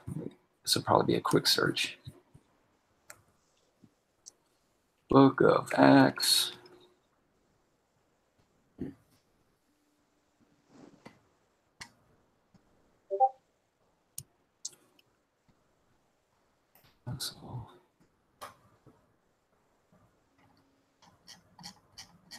It's mentioned 35 times in the book of Acts. I'm looking at the NIV if that matters. As long as you can find where he's mentioned as an apostle. Yeah, so he got converted in Acts chapter 9, right? I believe it was Acts 9, yeah. Apostles. Yeah, Acts 14:14. But when the apostles Barnabas and Paul heard of this, they tore their clothes and rushed out onto the crowd. That seems like an internal inconsistency if a skeptic about Paul's apostleship appealed to the criteria in the book of Acts when Luke himself called Paul an apostle. That'd be kind of odd to me. Mm-hmm. Though, of course, some of them will say because he was they'll say like he was a best friend of Paul's, so therefore, of course he would say that, which of course that's just them dodging anything just to make their point. Yeah. Let me see. Acts 15:22. Then the apostles and elders with the church decided to choose some of their own men and send them to Antioch with Paul and Barnabas. Oh, that's kind of indirect. But that one is pretty clear. Acts 14:14. He calls Barnabas and Paul apostles. Mm-hmm. So I think that the main concern that skeptics of Paul's apostleship have is that Paul wasn't around, I guess, when Christ immediately resurrected, was talking to those apostles for how long? 40 days before he ascended. Is that right? How much? After Christ, or before Christ ascended and after he resurrected, he talked to them for 40 days, didn't he, before he ascended? And I guess they're saying that Paul wasn't around when that was happening. And so he didn't touch or interact with. Like he wasn't near the events, like he wasn't like seeing the ascension or him rising, but he would certainly at least also have the vision that he had on his way to Damascus. Right. So yeah, I mean he has there's still a good historical account in which he's going off of, and his own testimony of which that provides he's an apostle, and that other apostles support him. And in fact, one of the passages that I use in the case for Paul thing is there's a verse where it talks about that he went to go meet Peter, and the thing where that's used there is the historian, which is where we get the word history from. And he basically, what it is that he gathered knowledge, he gathered information to confirm his apostleship, to confirm that what he was saying was the truth. And he did this for 15 whole days. I'm about to go. All right, see you later, Engine. All right, man. So when you have that, I mean, not only that, he's given him information. It's not just his own head knowledge, as some people will say, but it's verified information from the disciples and the apostles themselves. Right, right. And they were called the fellowship, right? Luke calls it something like that, the fellowship. Yeah, they didn't the originally called it they didn't, well, I mean, the fellowship of the apostles, you're talking about like what Christianity was as a terms of a name before then. What am I thinking of? Let me look this up. I'm sorry. I'm still. That was like we still have the question about Paul. We are. The last thing I was going to say was, I guess it would be doubly odd if Paul wasn't an apostle, but the original apostles thought he was an apostle. And I guess we could go to Paul's own testimony in 1 Corinthians 15, where he says that Christ appeared to him as to one abnormally born. So it's hard for me to, I'm just not sure about what those arguments are, other than the fact that Paul didn't interact with Christ's immediate post-resurrection appearances prior to the ascension, which wouldn't matter because a vision would be just as good. Substantial. Yeah. Right. That's good. Yeah, I'll hold off on the fellowship one because that goes off point. Understood. Thank you for your question there, man. Pre-trib so that I disagreed with Romans 0.5 instead of, I think he's trying to say Romans chapter 4, verse 5. But to him that worketh not, but believeth on him, justified the ungodly, his faith count for righteousness. I didn't disagree with it. In fact, I think it was even I don't know if it was this verse or another one that was in James that Matt had brought up that mentioned that, and I said I had to look more into that particular passage, but I'm not disagreeing whether that is a disingenuous assumption to just simply say that I would disagree with a passage of scripture, because I could then play the same game like the conditional salvationists like to do, in which they go to the verses in Hebrews that seems to suggest that you could lose your salvation, but when we look at the context and understand what's going on, then that's when we can say something. Otherwise, then they say, well, it clearly says it, that you know that you may lose or fall away, therefore lose salvation. Interpret it any other way, you're ignoring the plain English. I mean, again, this is what people like John Singleton and other conditionalists like to go about preaching. So anyways, Standing, are you there? I'm here. Good discussion. All right. So you got a question you want to? Well, I do have a question. I guess just a comment on what you just said to one of the guys in the chat. I think he thinks you disagree with Romans 4:5, because Romans 4:5 says, to him that worketh not, doesn't say worketh a little, doesn't say any works at all, but believeth on him that justifieth the ungodly, his faith is counted for righteousness. So that means there's people that worketh not and are saved. But you're saying every Christian has works. So you're actually in opposition to Romans 4:5. So how do you not? It looks to me like you're disagreeing, and then it looks like to other people you're disagreeing with it as well. Well, again, like I just literally said, that the same accusation, if you want to play that, can then be made towards the other passages, saying Hebrews 6, that on a other. Well, they're twisting that. Right, but the literal rendering would seem to suggest otherwise in terms of just literal word for word. Well, not really, because there's no other way to twist Romans 4:5. It literally says they have no works, they believe, they're saved. These Hebrews 6, all these passages that the Arminians use, those that can lose their salvation. I mean, they're clearly twisting it, taking it out of context. How do you take Romans 4:5 and twist it? You're the one who seems to be twisting it. I didn't even make I didn't twist it because I didn't make a comment on it. So, well, you said all Christians have works. This says not all Christians have works. Sounds like it's twisting it. According to another passage, it seems to suggest otherwise, that there's people who will have works. So unless you want to say contradiction, then we're going to have to examine these texts. And I'm not had a chance to get to Romans. Which text is in my that? study. Well, so far we have James. So far we have Galatians chapter 5 concerning the fruits of the Spirit versus the works of the flesh, and that those who have the works of the flesh will not inherit the kingdom of God. Yeah, of course, because when I die, my flesh dies, my spirit goes to heaven. Therefore, the works of the flesh don't go to heaven. Our flesh doesn't go to heaven, does it? No, it does not. So why does it say that the works of the flesh, that those who practice such things? It didn't say that the flesh, but those who practice such things. Okay. If you practice such things. In contrast to that verse, in 1 John, it says, he that is born of God doth not sin. It doesn't say practice. It says doth not sin, not one sin. Right. Who is that talking about? Do you sin? I believe we do sin. So that's talking about the new man, the one who's born of God. If we put on the new man and walk in the Spirit, we're not going to sin. If we walk in the flesh and put on the old man, we're going to fulfill the lust of the flesh. And that's why Galatians 5 lists those things.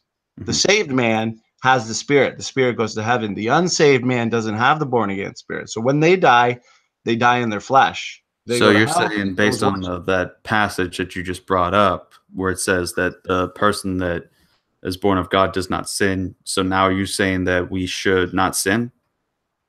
No, because the new man, the one who is born of God, the one that we're given at regeneration, he doesn't sin. If we put on the new man, Jesus Christ, we're not going to sin. But if we put on the old man, we're going to fulfill the lust of the flesh. That's what I see the Lordship salvationists don't understand, the old man versus the new man. So you look at something like Galatians 5. It's literally what you just said is literally what I preach on the streets and identify as Lordship salvation. What you just said is something that you believe. But you're saying that we all have works, but we still have the flesh. So if we walk in the flesh, the one who is the Christian who is the new man, we still have the old man, though. Where does Paul and his teachers say that? Because in various places, he's saying that people need to put away the old because it has died, and that we need to put on the new because we are made alive in Christ. Well, of course, it says that we die daily. And actually, when he's talking about disciples, it says to follow me, take up your cross, and die daily. So that proves not every Christian is a disciple, because salvation is not a daily thing. Salvation is a one-time thing. You're born again, you're saved, you're regenerated. Then the sanctification process begins. Discipleship, on the other hand, that's a daily thing. That takes work. So by you saying discipleship is an aspect of our salvation, is actually teaching a work salvation. Does that make sense to you? No, because I do not teach works-based salvation. I'm saying that it's after one is saved. Okay, let me ask you this then real quick. Calvinism and Arminianism add requirements on the front end and the back end. What's the difference? It's just a repackaged form of works. What do you mean it's added on the front end and the back end? So the Arminians will say if you don't have the works, if you're not, living righteously, living holy, you'll lose your salvation. The Calvinists say if you're not living holy, you don't have the works, you're not a disciple, you were never saved to begin with. Front end, back end. What's the difference? It still works. Again, then that would then go to what you had stated in your other statement when I said that if a person did these things, you kind of had doubts that if a person truly was born of God, he wouldn't do these things. Well, that's just because Romans 1 gives us a list of symptoms that somebody who is a reprobate, someone who's given over to a reprobate mind has. It's kind of like if I have the flu. Hey, I got a cough, I got chest congestion, got a runny nose. Wow, look at all those symptoms. That guy must have the flu. When you have a list of these, so why couldn't we do the same thing that you just did there then? Well, if you notice in Galatians 5, the things that are actually mentioned in Romans 1 about being a reprobate, being given over, those things aren't mentioned in Galatians 5 as the works of the flesh. But it the works of the flesh, it still says that those who practice such things will not inherit the kingdom. well, because I would say that in our flesh, we do those works. So when our flesh dies, our spirit, our regenerated spirit is what goes to heaven. So the Right, flesh, but it doesn't say that. It says those who practice. It doesn't say that the flesh that practices. It says those, referring to the person that practices such things. So you're saying that somebody who does those things, does those works, obviously bad works. Hang on. They're not okay. Go ahead. Partly a lie there. Those who make a lifestyle, not just simple one-time deal and boom, you're doomed, buddy. It's makes a lifestyle practice. That's why I kept using the word practice. Well, just like in 1 John where it says doth not sin, you guys say make a practice of sin, but that in contrast with Galatians 5 proves that the man who doth not sin, because we all sin, we know that that's the new man, the one born of God. Right, and the passage that you mentioned that doth not sin accurately is translated those who live a lifestyle of sin. No, actually, in the King James it says doth not sin. I understand that you think that's an inaccurate translation. If you actually go back to King James, even in the King James, we get the idea of it's referring to a continuous because of the doth that's there. When it has a th, like believeth or doeth, it is in the oldie King James English, that is usually in reference to a continuous present, meaning that it's done once and is to be continually done. Like runneth, as in he is not just running in a present state, but he's continuously running and will continue to run until a certain point when he stops. So when they would use the term runneth, that's referring to a continuous present. So likewise, when it uses that doth, that th there, it's referring to the issue of one who is living in a continuous lifestyle of sin, that he is to not live in this continuous lifestyle of sin. Okay, in 1 John it says elsewhere, if we say we have no sin, we deceive ourselves and the truth is not in us. There exactly. It says, he that is born of God doth not sin. Sure, you might say that that means a practice of sin. To me, that sounds like he does not sin, because that's contrasting the new man with the old man. The old man sins. If we say we have no sin, we deceive ourselves and the truth is not in us. Right, I agree that if we say we have no sin, then we deceive ourselves. I'm not saying that we are to be completely sinless.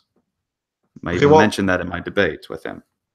I think it all comes back to Romans 4:5, to be honest with you. And obviously we have a disagreement on that. We kind of went on a rabbit trail here based on that one of your commenters. Can I just ask my question and then I'll just stay silent and let you answer it with no interference?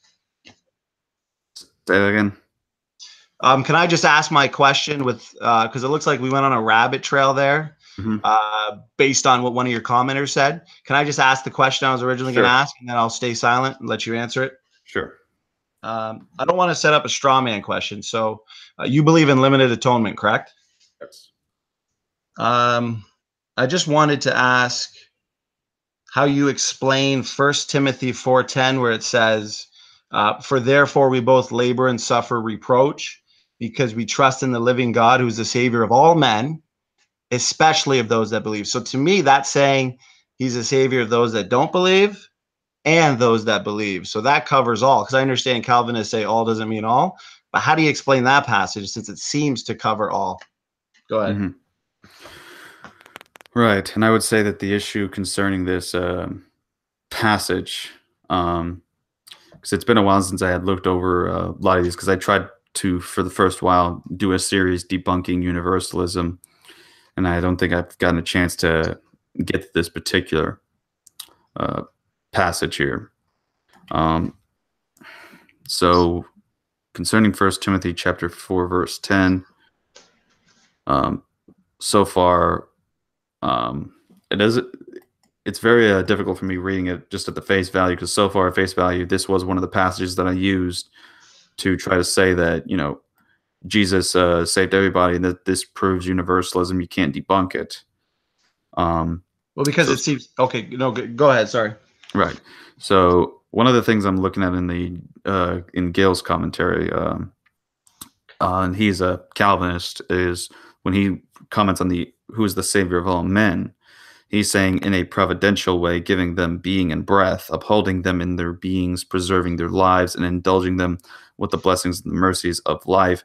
For he is the Savior of all men, with a spiritual and everlasting salvation is not true in that fact. And then he comments further on those who believe, whom though he saves with an eternal salvation, yet not of this, but of a temporal salvation, are the words of to be understood, or as there is a general providence which attends to all mankind. So far from what I'm seeing there, that how a Calvinist could understand, and I don't know, I have to look more further into this to draw my own conclusions by examining the text itself and seeing where this goes, is that at a face value, without going anywhere else, it would seem universal salvation. But at the same time, it seems, because it says, especially of those who believe, obviously, because isn't he a savior of these people, especially those who believe? But the issue that seems to be what most of these passages will say when they have, like, he is the savior of all men, will it be like referring to Gentiles are also included in salvation, since salvation was originally for Israel. So it could be also possible that the salvation that is mentioned here, or that he is the savior of, is sort of a granting of a sort of common grace. Hence why it is also mentioning all men, including those that believe, because there's also common graces, even though not salvific graces, that other people that are not believers receive, such as that they're able to live, such as that they are able to do good in life, that they're able to benefit well for their family and provide for them. So you have these things that are mentioned here. So I would say consider that, but again, this is a passage for myself that I'm going to have to be humble on and say that I would have to take a look further into this passage and make a note of it, so that way I can, whenever the hangout is over, I'll look furthermore into it. Sure, and I appreciate the response. Obviously, I see that as more of a reading your theology into the text instead of just believing what it says. But I appreciate your response. I appreciate your answer, as well as your humility. God bless, and thanks. All right, no problem. All right, so some of y'all might be wondering, it's 9:50, or at least to my clock anyways, it is 9:59 p.m. Normally the show would be over by now, but here's how we're doing things now. I decided that to allow a chance for more people to ask questions, because I know sometimes people don't get on as much, that we are going to do the whole thing here an extra hour longer, so that way this will be a 3-hour show on Friday night. So surprise to all those that are watching. Make sure you tell other people, unless they'll notice, hey, why is this 3 hours? Well, now they'll figure it out. All right, so that being said, apparently the guy is not going to be able to join us, Ave Nova, and he said he's watching the stream now, but I wish I was seeing his comments. I'm going to take off, RC. God bless, sir. All right, God bless, man. All right, so for those that are watching, got 10 people watching. If you got questions, send them in, and we will get to them, starting with Truth and Life, who said, Jesus died for the ungodly, are only the elect the ungodly. Jesus died for the ungodly, which of course it would include the elect in their pre-nature, before they were born again, that the elect that were chosen were at one point, ungodly until they were born again. So yes, he died for the ungodly, which would be the elect that is part of that, because before they were born again, they were ungodly. Before they were found, they were lost. All right. So again, if y'all got questions, send them in. And while y'all do that, I'm going to check some of the questions that are on our Discord page, since we have the questions there. We have Well, we already answered Circuit's question about what kind of hot dog.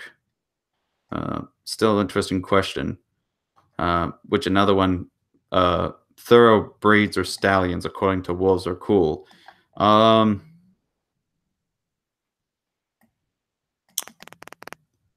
Again, what the heck is up with you people in these questions here?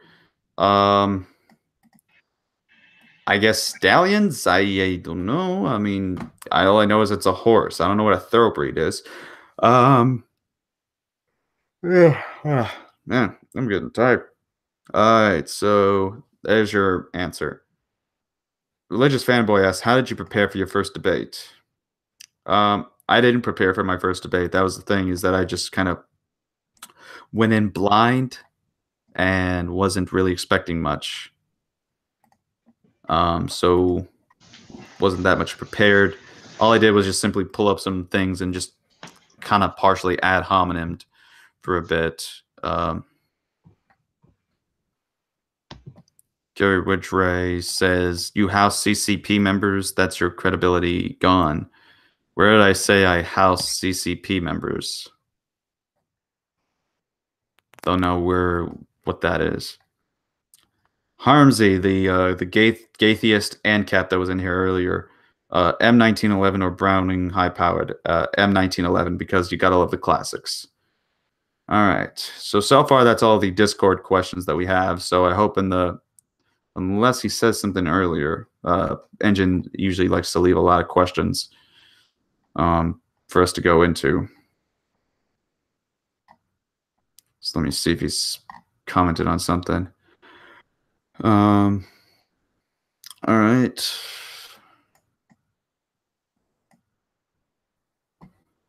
Yeah, nah, I answered pretty much most of the stuff that was there. All right. Yeah, I think that is about all the questions. Unless anybody wants to go on our Discord and add more questions there, you're more than welcome to do so. Let's see here. Abe, I see you're in here. Make sure you ask a question then, man. Do you believe on post-trib or pre-trib? I affirm really neither. I just simply believe that there will be an end time or a rapture that will come. I don't see much where, I try to examine these different positions so that way I can actually take a spot, but it's so difficult for people explaining in all the books and the literature or videos I've seen that I pretty much just say, you know what, all I know is there's going to be an end times. That should be all that matters, is the fact that we believe that Jesus is coming in the end, and that we need to be prepared for when that time comes, because some serious stuff will happen. So yeah. Gary said that he saw Veckel in the thumbnail. Yeah, he came in here for a little bit to ask a question. And so I don't see anything wrong with allowing people to come in here to ask a question. I mean, I could allow atheists, militant atheists, to come in here and ask questions, but I mean, that doesn't mean that I'm housing atheists. It just simply means they get to come on here, they get to ask me questions. So I don't see I'm housing CCP members, Gary.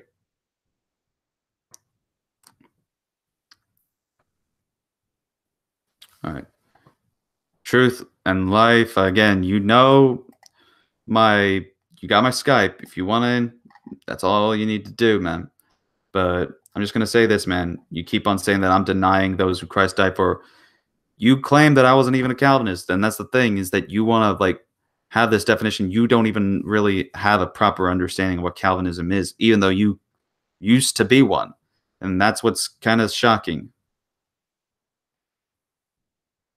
So, I mean, personally, I don't really take much what you say anymore, since you try to misinterpret what certain people say, as well as try to say I'm not a Calvinist based on certain words that I said.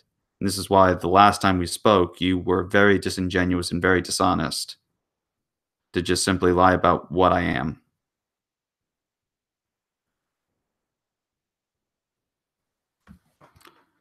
I know you never was one. Oh yeah, that's right. I forgot. You're apologized that it was your wife that used to be one.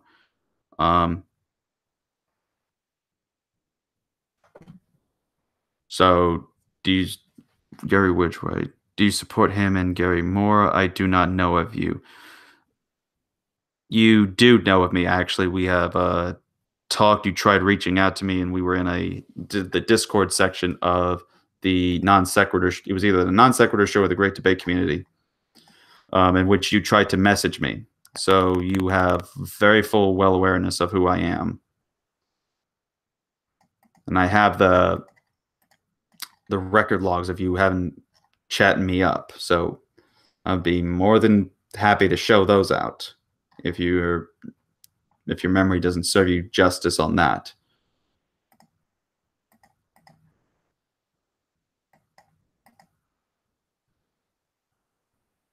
No, it was you. So I already see that he's this Gary Ridgway guy is just being a troll at this point. So not giving him much credibility there. All right. Why is Abraham said to be justified on several occasions? Well, because he is declared justified, declared righteous before God. But so far, the only occasion that I see is the issue in, I believe it's Genesis 15:6, where he believed in God and was declared unto him righteousness, where some translations will say, and that he was justified. So, yeah. There are multiple Gary Ridgway users, and then if that's the case, then that shows how creepy you guys are. If that's the case, there are multiple Gary Ridgway users, which again, still is not making your case look good concerning trusting you.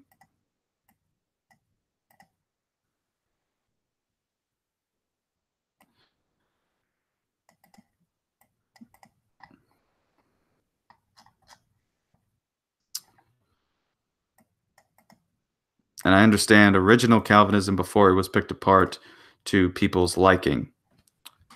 Okay, so how do you define what original Calvinism is? What scholars, what history do you go to help determine this?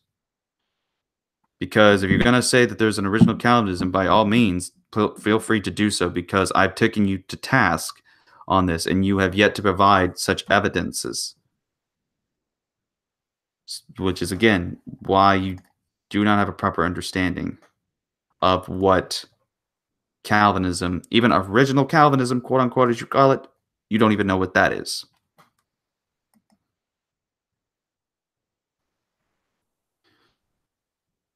I do not support G-Man. I've already made that quite clear. You of all people, or if anyone else that's in the movement of yours would know that, because he has taught heresies, and I've gone against what he has stated.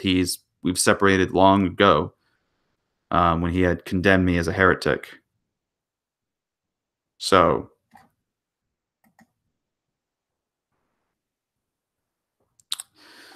I mean, the whole thing with G-Man, I don't even pay attention or give him much, reply anymore, because just doing so feeds the trolls. So I'm not even going to really focus on G-Man anymore. I have read his Institutes, so do I understand it. The Institutes is not what formed Calvinism. The Institutes was just simply a form of Christian literature that was written for a specific individual. Calvinism, as far as being officially stated on doctrine, begins with the Synod of Dort. That is where it begins. And this is noted in history, on church history, and in the confessions themselves from the Calvinists, that this is where it's at. This is where it begins. So the Institutes do not have Calvinism. There were people that themselves did not identify themselves as Calvinists. It was used as an insult term by people to say that they supposedly followed Calvin. So just because you've read the Institutes doesn't make you follow or identify original Calvinism.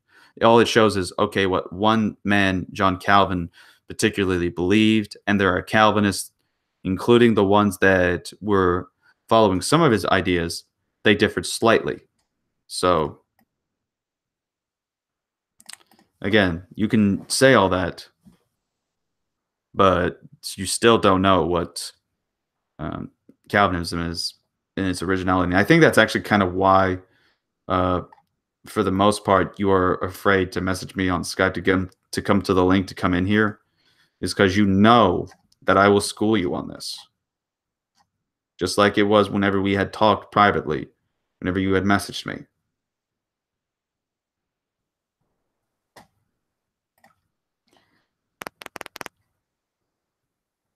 All right. So 9 people that are watching, send in your questions, and we'll get to y'all. Oh, in the meantime, I also need to inform this to the chat.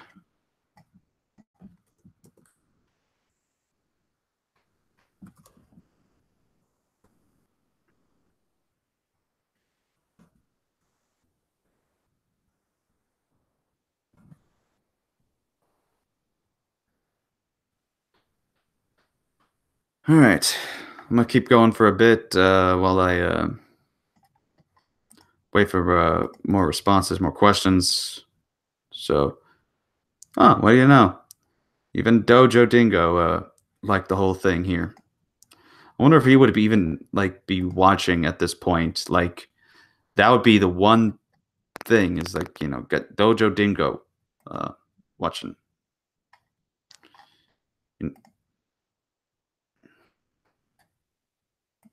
You know what? Maybe an idea right there. Just let him know.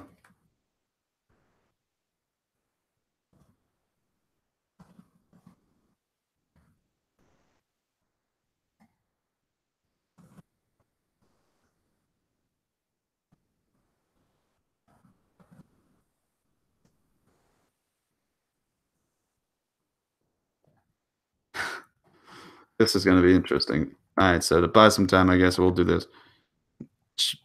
If y'all have Twitter, y'all know what I'm about to do. But I mean, so like I said, I saw where Dojo Dingo had just liked the fact, mentioning that the show's going on tonight. So I took a look and I saw that Dojo Dingo, having the American profile picture, got the American flag being held by Dojo Dingo, and the background saying the Dojo Dingo show. And I just had to mention that I'm probably going to be mentioning his name at random for no particular reason, just to say the name Dojo Dingo. And so I went and tweeted, tagging the name Dojo Dingo, so that Dojo Dingo would either hear this or that we just have a particular reason to just simply be ridiculous and have Dojo Dingo being said multiple times. So I don't know. We need something that would be kind of like random that would be done. I mean, to help, just bring more to this. Because this is definitely I'm gonna have to get used to the late thing, and I'm gonna have to make an announcement as well, not just on here, but to make a separate video. That way, people know in the future that the shows are gonna be done a little late. Yeah, I see. Sis, yeah, it has been running late because I'm deciding to extend the thing to an hour longer. In fact, since we don't have anybody else in here, I'm gonna send you in, and I'm gonna see if other people are gonna want to join, because we've had the people that came in earlier, and they didn't, and I guess they ended up leaving. Actually.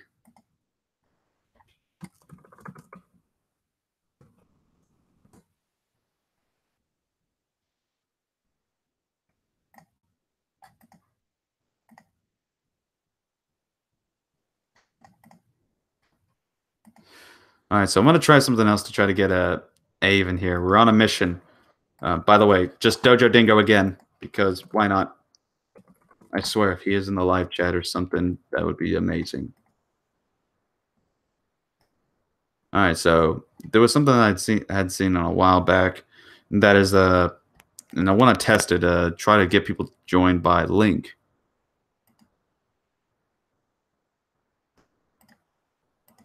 All right, so. Oh, for the love of... No, don't do that.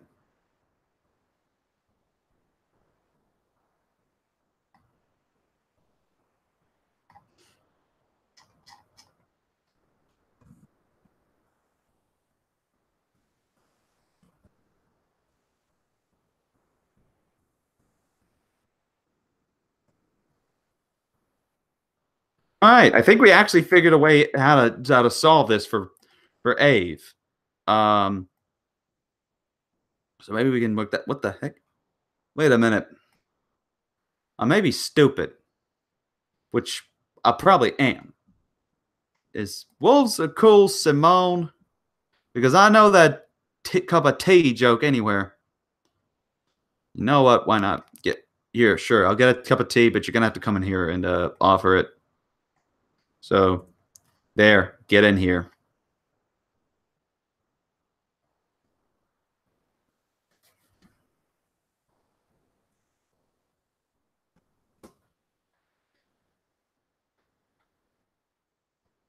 I hope Mr. Candy Corn, Mr.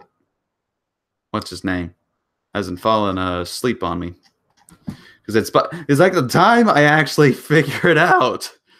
He we're having to be like near like the last hour here. All right. Yeah, Simone sent you the link to join on Discord if you want to come in. So at least I think if your wolves are cool, which I could be wrong. Like I said, I could be. All right.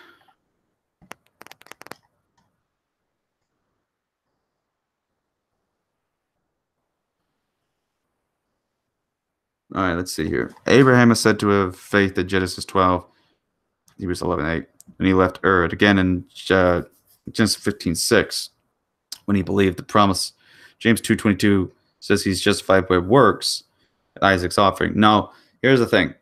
He had saving faith, but this is saying, as far as I know, in Genesis 12, that he was justified. Hello, Simone. Oh, wait. I have to stop. There. Now you're in broadcast. Oh, my computer is being a pill.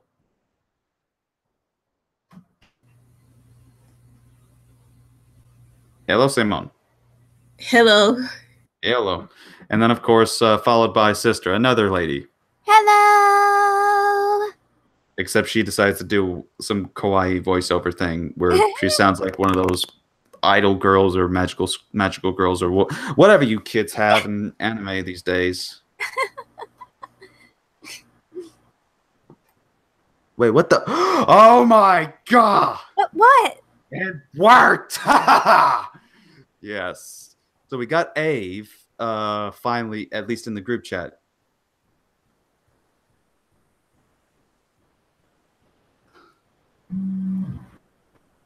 So the only thing left to see now, to see if he responds, is for him to click that green camera, and if he does so, will be joining us. So in other words, we get one of my favorite furries / friends to just join up in here with us. That has kind of and what's funny too is that he's done some popularity today. He's been on a podcast and he joined another streaming using the Hangouts.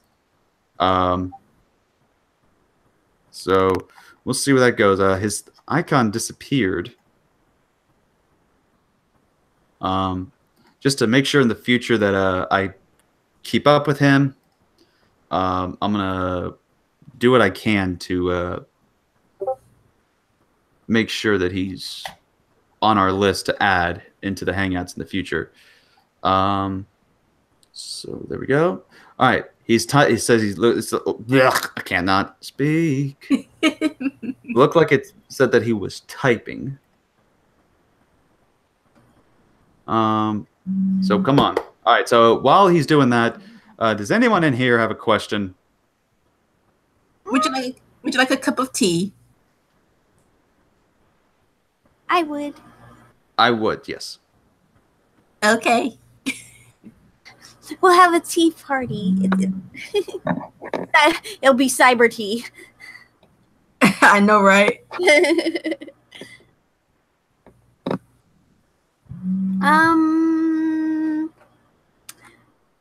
Well, what does it mean for be perfect as your heavenly Father is perfect?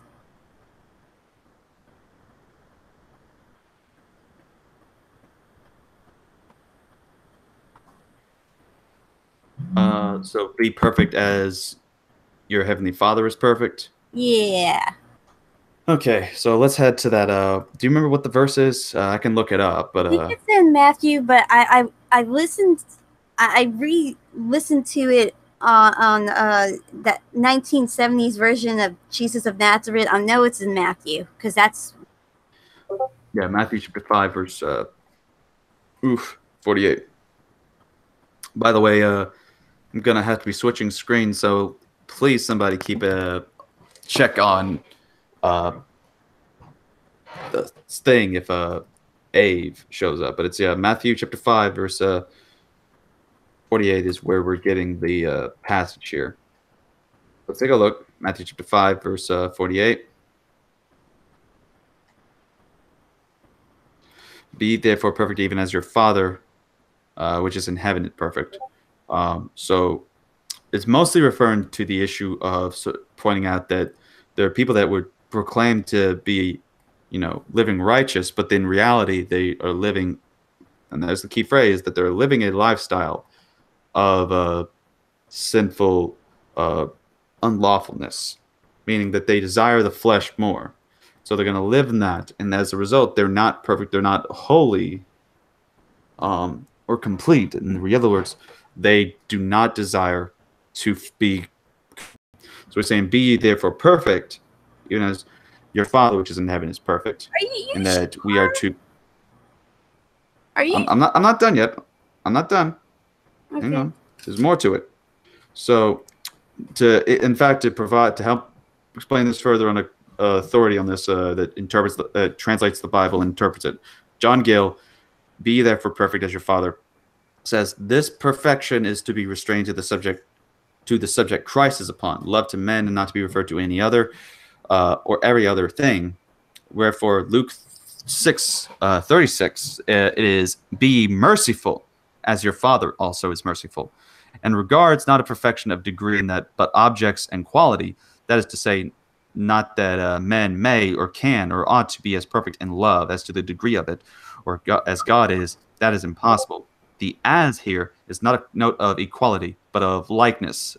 Such who profess God to be their Father ought to imitate him, particularly in their love to men, which ought to be extended to the same objects, as the divine goodness is. That, as he shows regard in a providential way to all men, good and bad, just and unjust, and his tender mercies are over all his works. So ought they to love all men with a natural affection and hate no men, no, not their enemies. For he that loves only his friends and not his enemies loves imperfectly. He does not take in the whole... Oh my God! Jesus. What? What? You made it in here. Finally, yes, I have. Hi. I'm so sorry that it's been stressful getting you in here. Google likes to be that way sometimes. No, it's okay. I tried to come into this chat earlier, but the link didn't work, so I just did what I could. And now it's working, so that's cool.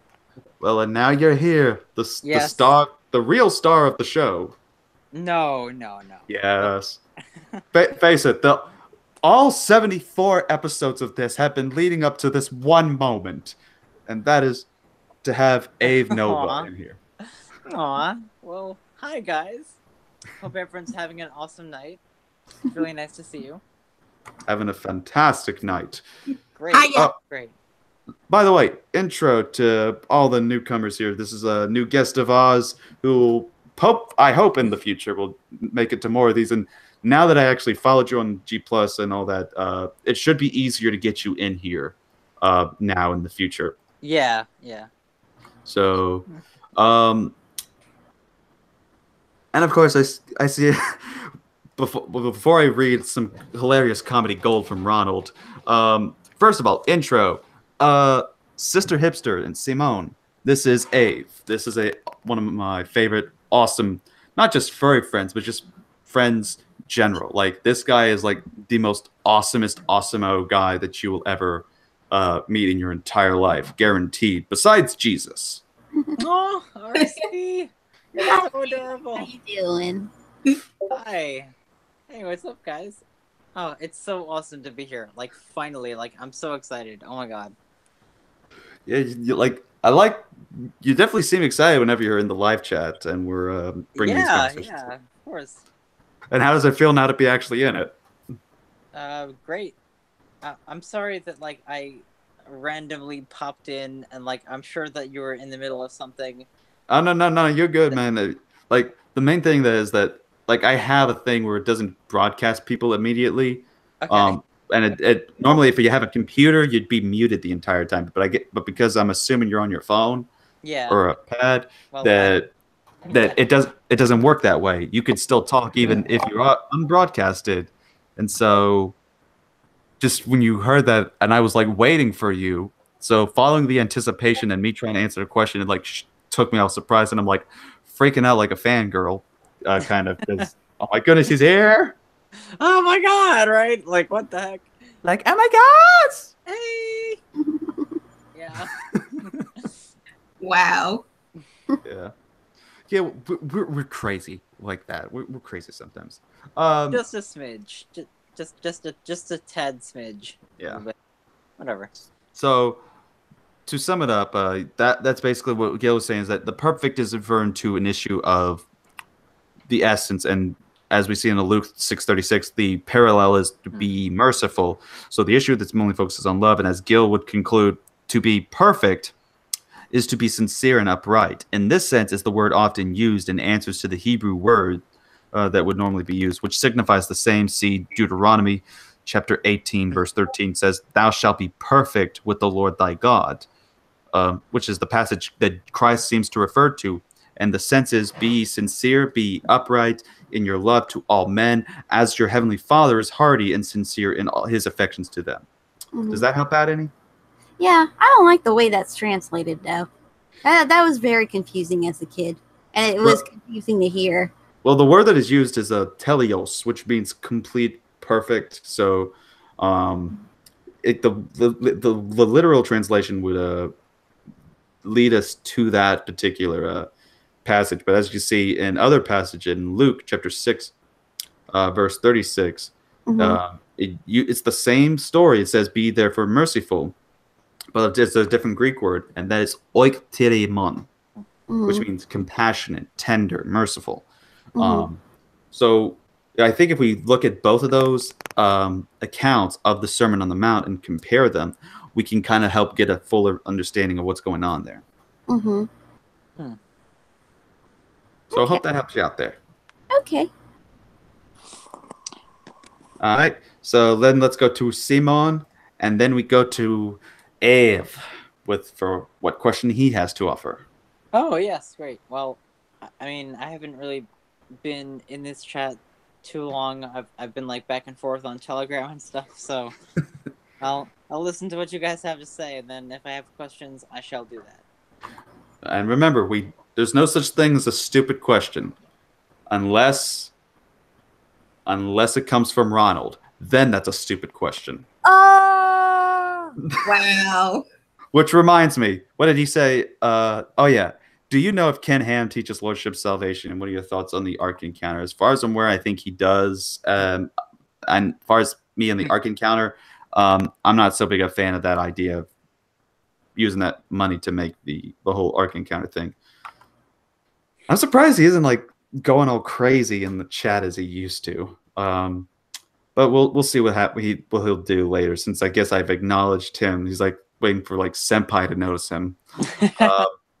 Simone, what's your question? Let me see.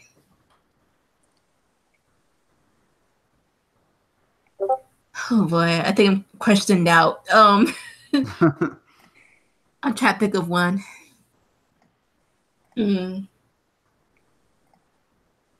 What is your favorite kind of tea? What is my favorite kind of tea?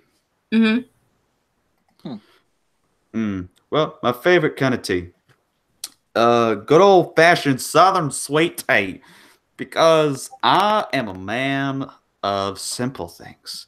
I'm a man of things that is, liquefied and is dark brown but it's got to have lots of sugar in it. And I'm talking like lots of it. It's got to be very sweet. And so that's where sweet tea comes in, because it is so simple. You just get a tea bag, then you just like when you make the tea, then you like pour some sugar, you mix it up. You can go crazy. You can get yourself a nice bit to get you the kick to going, or you can have a nice enough amount to just have diabetes if you just like pour a whole bag of sugar in there. Which I'm not, and I'm just gonna plead the fifth as to whether or not if I did that or not. Yeah, that's my kind of tea. Is I guess as the saying goes, right? Sweet tea, because it's refreshing, but it's also sweet, and I love that combination. Okay.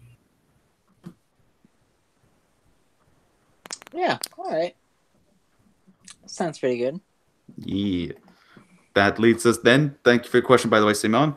That leads us then to Mr. Ave. Do you have a question? Oh goodness. Well, goodness technically, indeed. yeah, but like this does not have anything to do with what you were talking about earlier. That could be a new topic. I mean, like I said, it's any question that you got, throw it at me. Okay. Just be gentle. I, of course.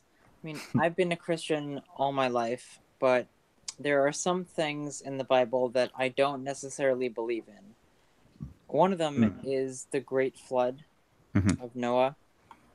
And to me, like, it just didn't make any sense.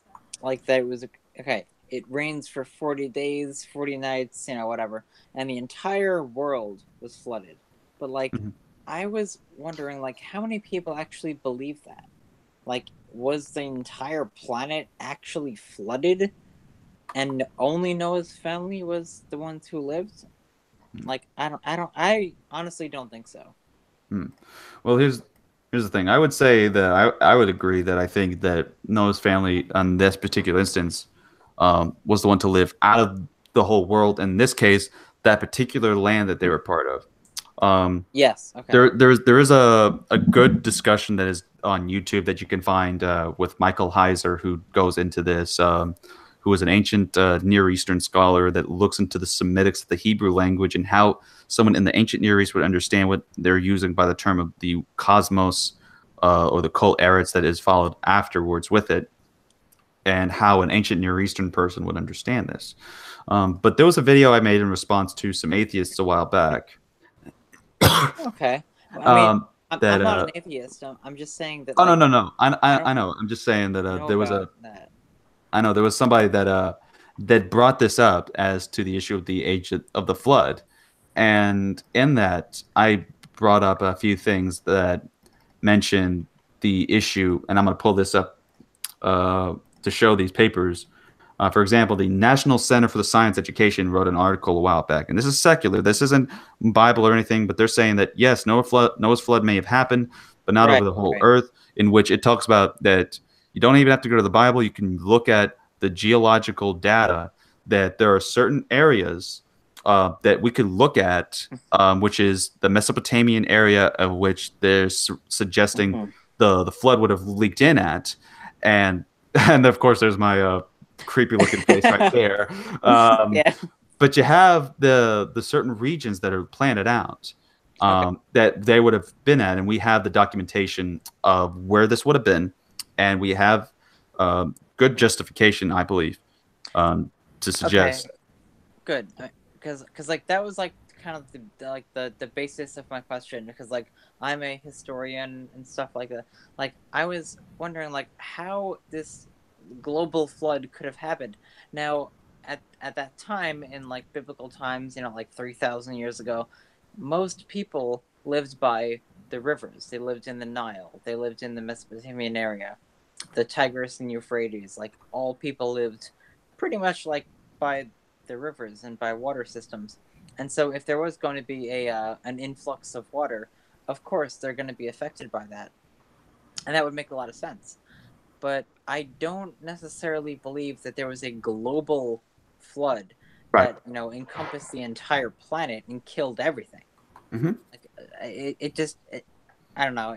It just like, does not seem reasonable to me, and I was just wondering like what your opinion was about that. And now it seems like you've answered that, and that's Okay. Yeah, like to me, I think it would not only because to me it's not about. I think with God anything is possible, but the way that the text, with the way that the text is written, would also kind of be just not doing the text justice to interpret it in light of the original language as well as how the ancients themselves would understand these words that were used that described what portion is getting flooded. Okay, so we have, so you know, we have that, and of course, some people back then, let's take the early church for example. Some did affirm a global flood, and some didn't. They affirmed kind of like how I've just stated that it was about a local flood that was limited to the Mesopotamian region. Yeah, but you have to think about it like this too. Like, you know, the people who actually wrote the stories that are in the Bible were the ones who were living in these areas. They were the Israelites. They were the Egyptians. They were the Mesopotamians. These were the people in these times who were writing the stories of history. And when this happened, they were like, "Oh my God, the entire world is being flooded," because that was their world. You know, their world was being flooded, and it made sense to them to talk about it in that nature. At least that's what. Sounds like you do a lot of research on you're almost like on my level here. Well, that's my interpretation of it. That's exactly what I think happened. You know, because people lived in Babylon, they lived in they lived in modern day Iraq along the Tigris and Euphrates and the Nile River. And when these rivers flooded all at the same time, everyone around it was like, "Holy shit!" Like, you know, the whole world is ending, and to them it was, you know, like their world was ending, their crops were being flooded, their cities were being, you know, all of that. So that's what they wrote about, that's what was documented in the Bible.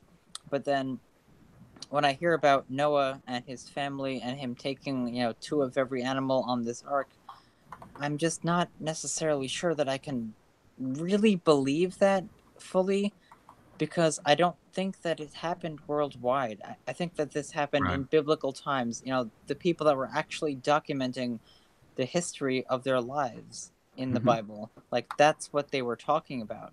So it happened to them, but I don't really believe that it was like a global thing. You know, like I don't think everything died, because that would just be unreasonable. In my opinion, you know, like obviously God can do anything, and he can. But in this case, like just historically, it's just one of those things that I just had like a lot of questions about. Right. And I understand where you're coming at with that.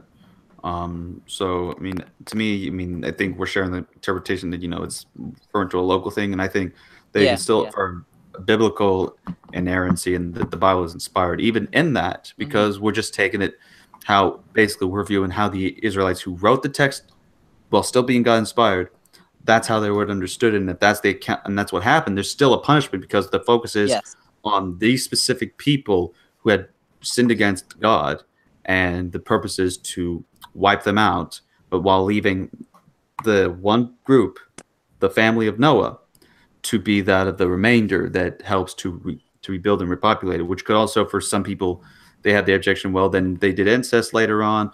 The other idea then is that you could still have other surrounding nations that could then convert to Judaism. And as a result, you still manage to have a preservation of the Jewish race at this point, even while this mingling could occur. We don't know exactly what happens after it is done, except that they were slightly, you know, they were having family talk and also trying to, you know, get the animals and such set up and restore. And plus, of course, the Noahic covenant that God says that the rainbow is the sign of the Noahic covenant. That's the covenant between Noah and God. So that's why every time Pride Month kicks in, some Christian will always have like a rainbow picture up and say, instead of a whole Pride Month thing, it's like, I affirm the Noahic covenant, and instead, or say Noahic covenant Pride Month. So oh jeez, well, I mean, that's the whole reason why the whole gay pride movement took up that symbol as their own, because they're like, oh well, we're going to be against religion, we're going to be, you know, pro pro homosexuality. Like that's the whole LGBT movement. It was basically as a literal middle finger to religion. That's what they were trying to do in that case. It's very unfortunate, but you know that's how it is. That's what they did. I'm seeing in the chat. Ronald says geocentrism is biblical. Now, no, I don't think so. It's not. We've now. Well, here's the thing. I personally would take that. Yes, we see geocentric and flat Earth language used, but not the sense of saying, okay, that this is the word. This means that the Earth must be flat, but no. That rather it's saying that it's basically using pre-scientific knowledge to relay theological truths. Because, for example, let's take the popular verse, Isaiah chapter 40, verse 22, the one that says that sits upon the circle of the earth, referring to a two-dimensional flat circle. Okay, what does it say completely? Don't just stop at he sits upon the circle of the earth. Don't just stop there. He says he sits. Okay, who's he? God. And the rest of the verse talks about of him being a ruler. He's the creator and he reigns over earth. That's the thing we're supposed to get from this. And they also talk about the firmament. Yep, the firmament. Like this dome, like over this flat Earth, and none of that's actually like what people are thinking it is. God made the universe. God made Earth. God made man and woman. But that's the main message he wants. He wants us to get. He created everything, but he did not create us in a way that we live on some kind of a disc floating in space, flying up and with this dome and all that nonsense. No, we know what our planet looks like. We've seen it. Like Abe, I'm starting to feel like somehow our conversations were partially discipleship, because I feel like some of my knowledge is rubbed off on you. Unless you got that from somewhere else, it's like, my goodness. Well, this is what I believe. This is what I know to be true. I mean, I believe that God created our world, humankind, and but he gave us, freedom of choice, and he created all life on this planet in our universe. And we're not necessarily special to a degree.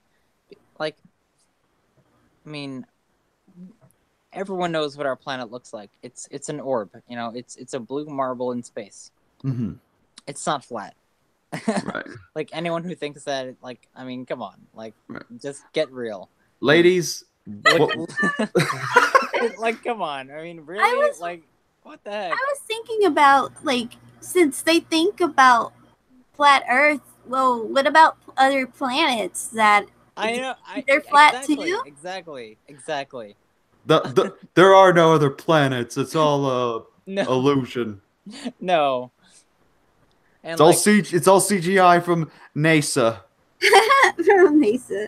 Oh my God! It's just so bonkers. Like, it really is just so crazy. Like, people are like, oh well, the International Space Station is not real, and I'm like, what the hell are you talking about? Of course it's real. You can see it from your house. Like, what the? Like, you can see it fly by. Of course the space station is real. Of course satellites are real. But that's what these people think. Like, the flat earthers are like, it's all, space is fake. The moon is a hologram. And I'm my God. Yeah, dude, people actually think that, I swear. Like, you can go to YouTube and there's all these videos of people that are like, oh, well, look, the moon is a hologram. We've never been there.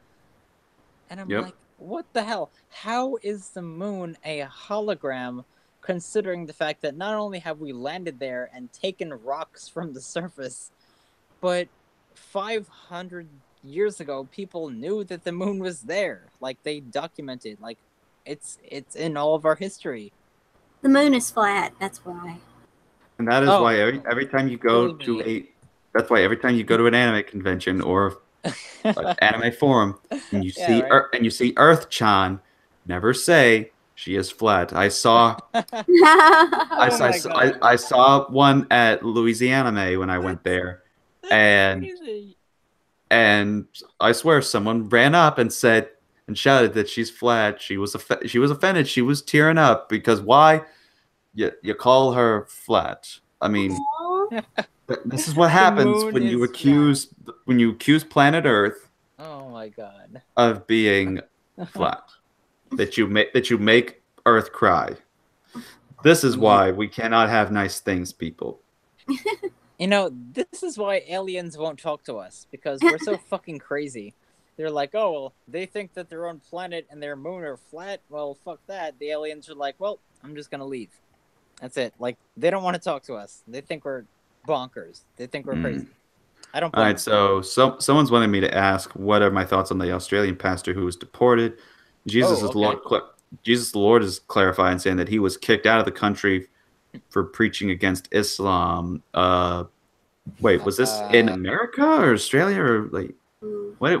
I need like a little bit of context or just besides that. I mean, if he's preached out because he was preaching against Islam, I mean, then if it was in America, okay, no, it was Australia that they did this. Of course, they would do that there. Yep. I mean, because when it comes to my thoughts, I think it's not just unjust, but also the fact that they do not want to hear the truth, that they want to simply just be sensitive and not handle criticism. And so when bad ideas are criticized, they want to defend that, even because while they may have the moderate left that represents the people there, because I saw that there was because one of my friends, Rob from Sentinel Apologetics, had posted a video that actually when he got it on YouTube, they took it down as hate speech because what happened is that it showed the clip of this Australian black Muslim lady that was on there who was saying that Islam is true feminism at its pure form, that it was and that Islam is the the bestest thing you'll ever get for women's rights. And so of course the video would then have like the whole JJ Jonathan laughing clip where he's like laughing and saying, "What, you're serious?"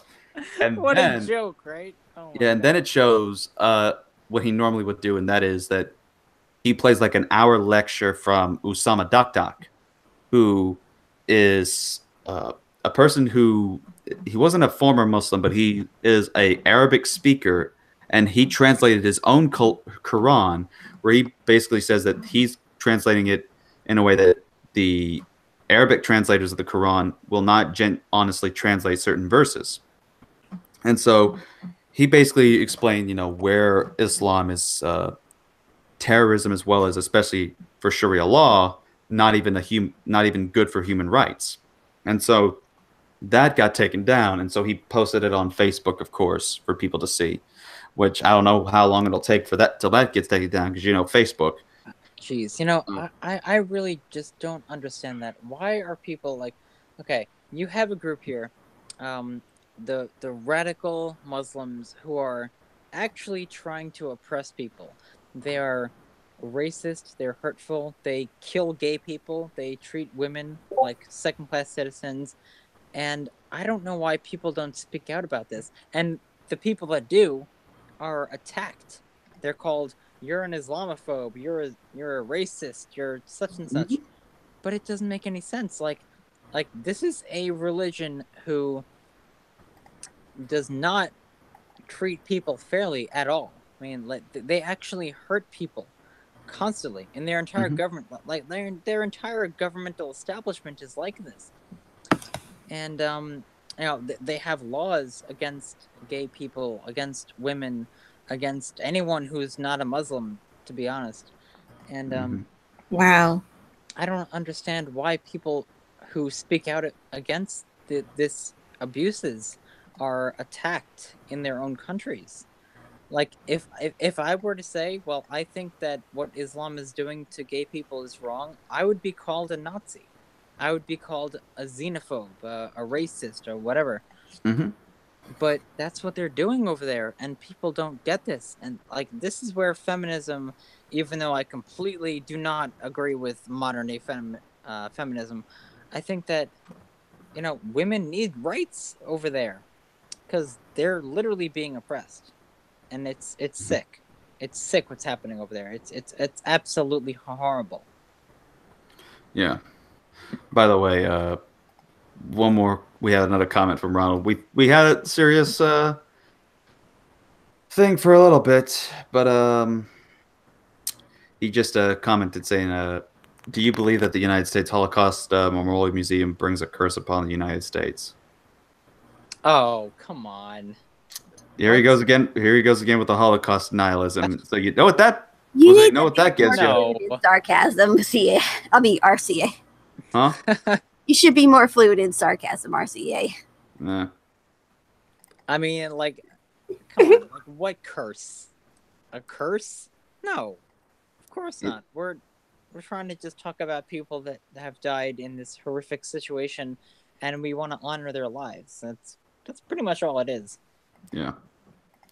Of course, he'll claim that those lives were never taken. He basically said that there was nobody that died there, and of course, that's where he just likes to. I think he just likes to stir up trouble. In all honesty, whenever he brings stuff like that, because I notice he's been calm until he decides this is now the point where he's gonna start bringing it up. It's normally how he's done this before. Part-time vegan. Well, I mean, why part-time? I mean, why not try going full-time? Have you considered that?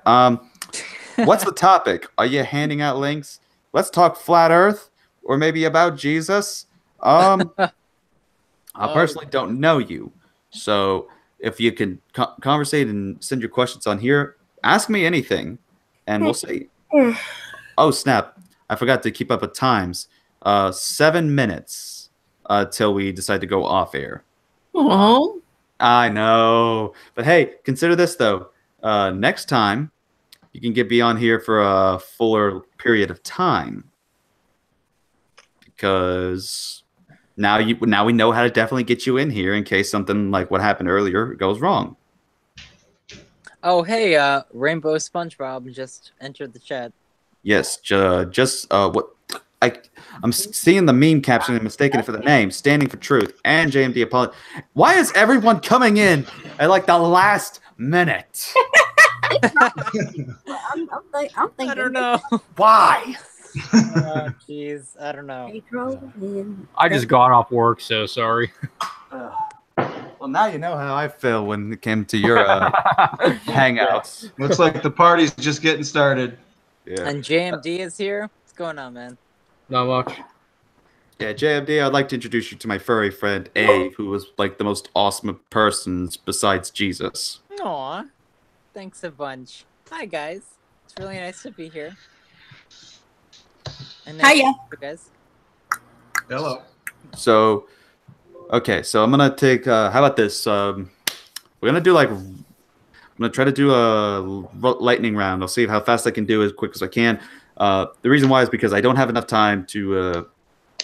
I'll actually add 5 more minutes. That way, just to give a little more fairness. Sorry, everyone in the live chat. We'll do this next week for y'all. But right now, we got these people in here. We're gonna do as well as try to get to some of the other people in here. I'm going fast. I'm talking about fast. To explain simply this, that I gotta get up in the morning to do a devotional for my church. It'll be the first time I've done that.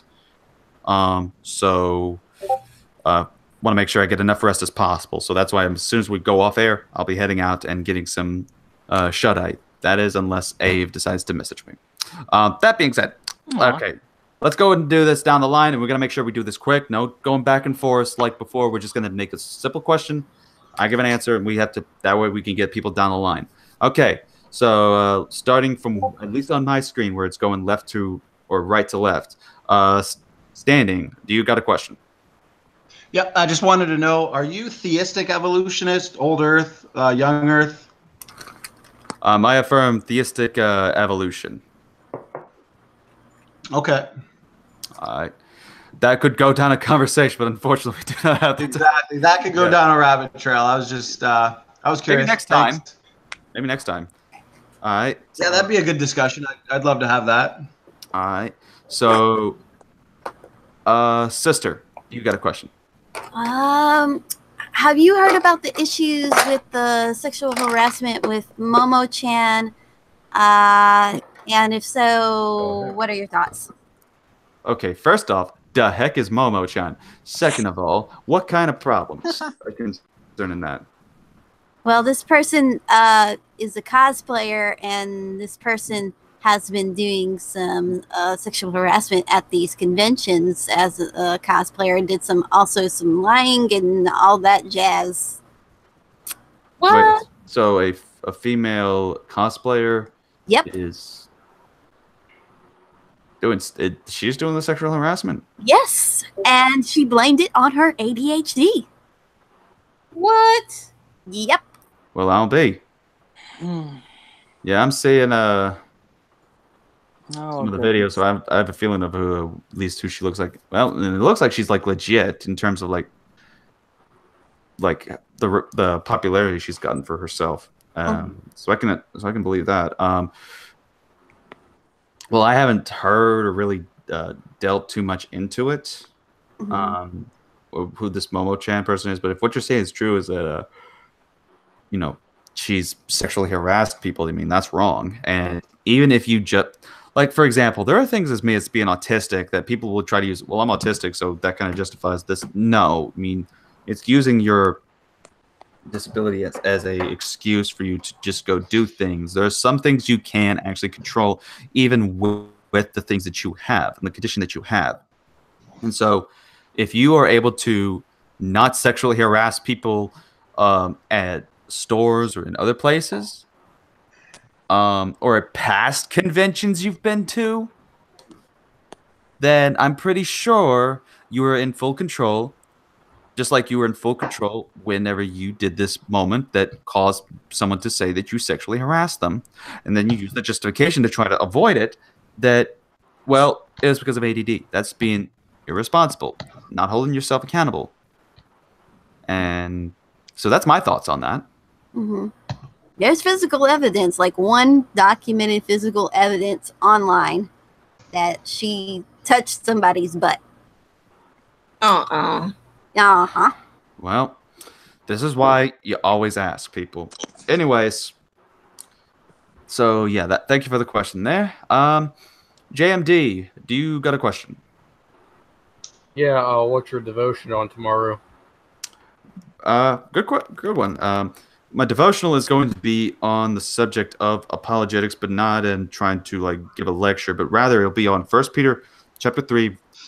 Instead of focusing on one verse, I feel like it's important to go into the context of the command for apologetics and the behavior we structure ourselves. So I go for verse 14 to 17. So it'll be on basically how to defend the faith properly, and focusing on why we should defend the faith. So that's what what the devotional will be on. No, or are you going to talk about like the 5 different types of apologetics, or just your expository? No, expository would seem appropriate for this particular group. That's what I'm trying to focus on. In fact, I have a quote from Bauckham that'll be Bodhi Bauckham that'll be used for to help explain that kind of approach to them. Cool. So yeah, I'm mostly going for like a layman approach, not trying to make it too complicated, because these are like guys that are like in their 50s and 60s. So wow, I'll be taking apologetics pretty soon too. Wow. Woo! We need more female apologists, in my opinion. Which, by the way, thank you for speaking. You're next. What's your question, Simon, and how are you doing? Well, to answer your second question first, I'm doing good. I'm just laying here, and my dogs are sleeping right next to me.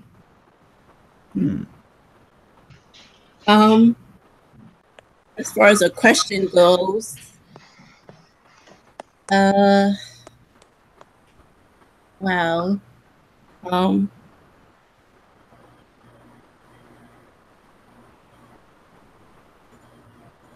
Well, I guess since I'm taking apologetics for school next month, is it hard or is it kind of easy to take? Well, I haven't taken an apologetics course myself, but it would depend, of course, on the level you go in, because they go in where the order is. So, if you start at basic, you're going to learn the basics, but by the time you go into more levels, you take level 2, apologetics 102 or something along the lines where you're going up the levels.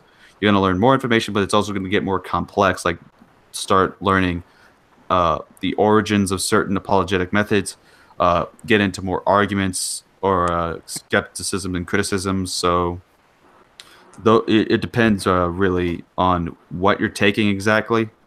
And if it's just going to be a one-time thing, it'll most likely just cover the basics along with a few other things. But if it's a multi-class that you're going to have to take next year, then expect it to get a little complex and unexpected that I can't even provide something on that. Okay. All right. And we got it's past the 11 o'clock mark, so that means we've got time for just one more, and that fortunately leads us down to Ave. Oh, hey. Hey. Well, I don't necessarily have a question right now. I mean, like, I have some, but, like, obviously we don't have enough time for any of that. So, if you just want to ask one of them, then feel free to. Nah, it's like more of a discussion type of thing. Okay. That I'd rather talk about, like, at a later date. Well, sure thing. We'll do that then for next week. I saw that Standing wanted to get a question in, so then we'll allow that to go to him, and then we'll close off of the night. Standing, you got a question? Yeah, okay. Thanks. I'll be quick because I know it's 11. Since you said it'll be, I'll word this the shortest way I can. You said you're a theistic evolutionist. I just wanted to ask you, because I know evolutionists don't have an answer to this, but maybe you do from a theistic evolutionary perspective. So obviously for molecules to man evolution to happen, there would need to be a gain in new information within the genetic material. What's a known observable mechanism that adds new novel information to the genome? What would that be? As far as that, knowing the specific known genomes, that I don't know, and that's why part of my evolution thing is not based too much on science. In fact, that's where, in terms of my personal beliefs, at the moment, I don't even believe that humans evolved from the evolutionary process. I believe that Adam came from the dust and then Eve from the rib. So I don't know the specifics. That's why I believe that it's just God that's behind these things, and that these are the secret things that belong to God and not things that are revealed to us.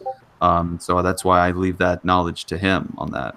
Okay, so that new information is derived, say, from intelligent intervention from God, so on and so forth?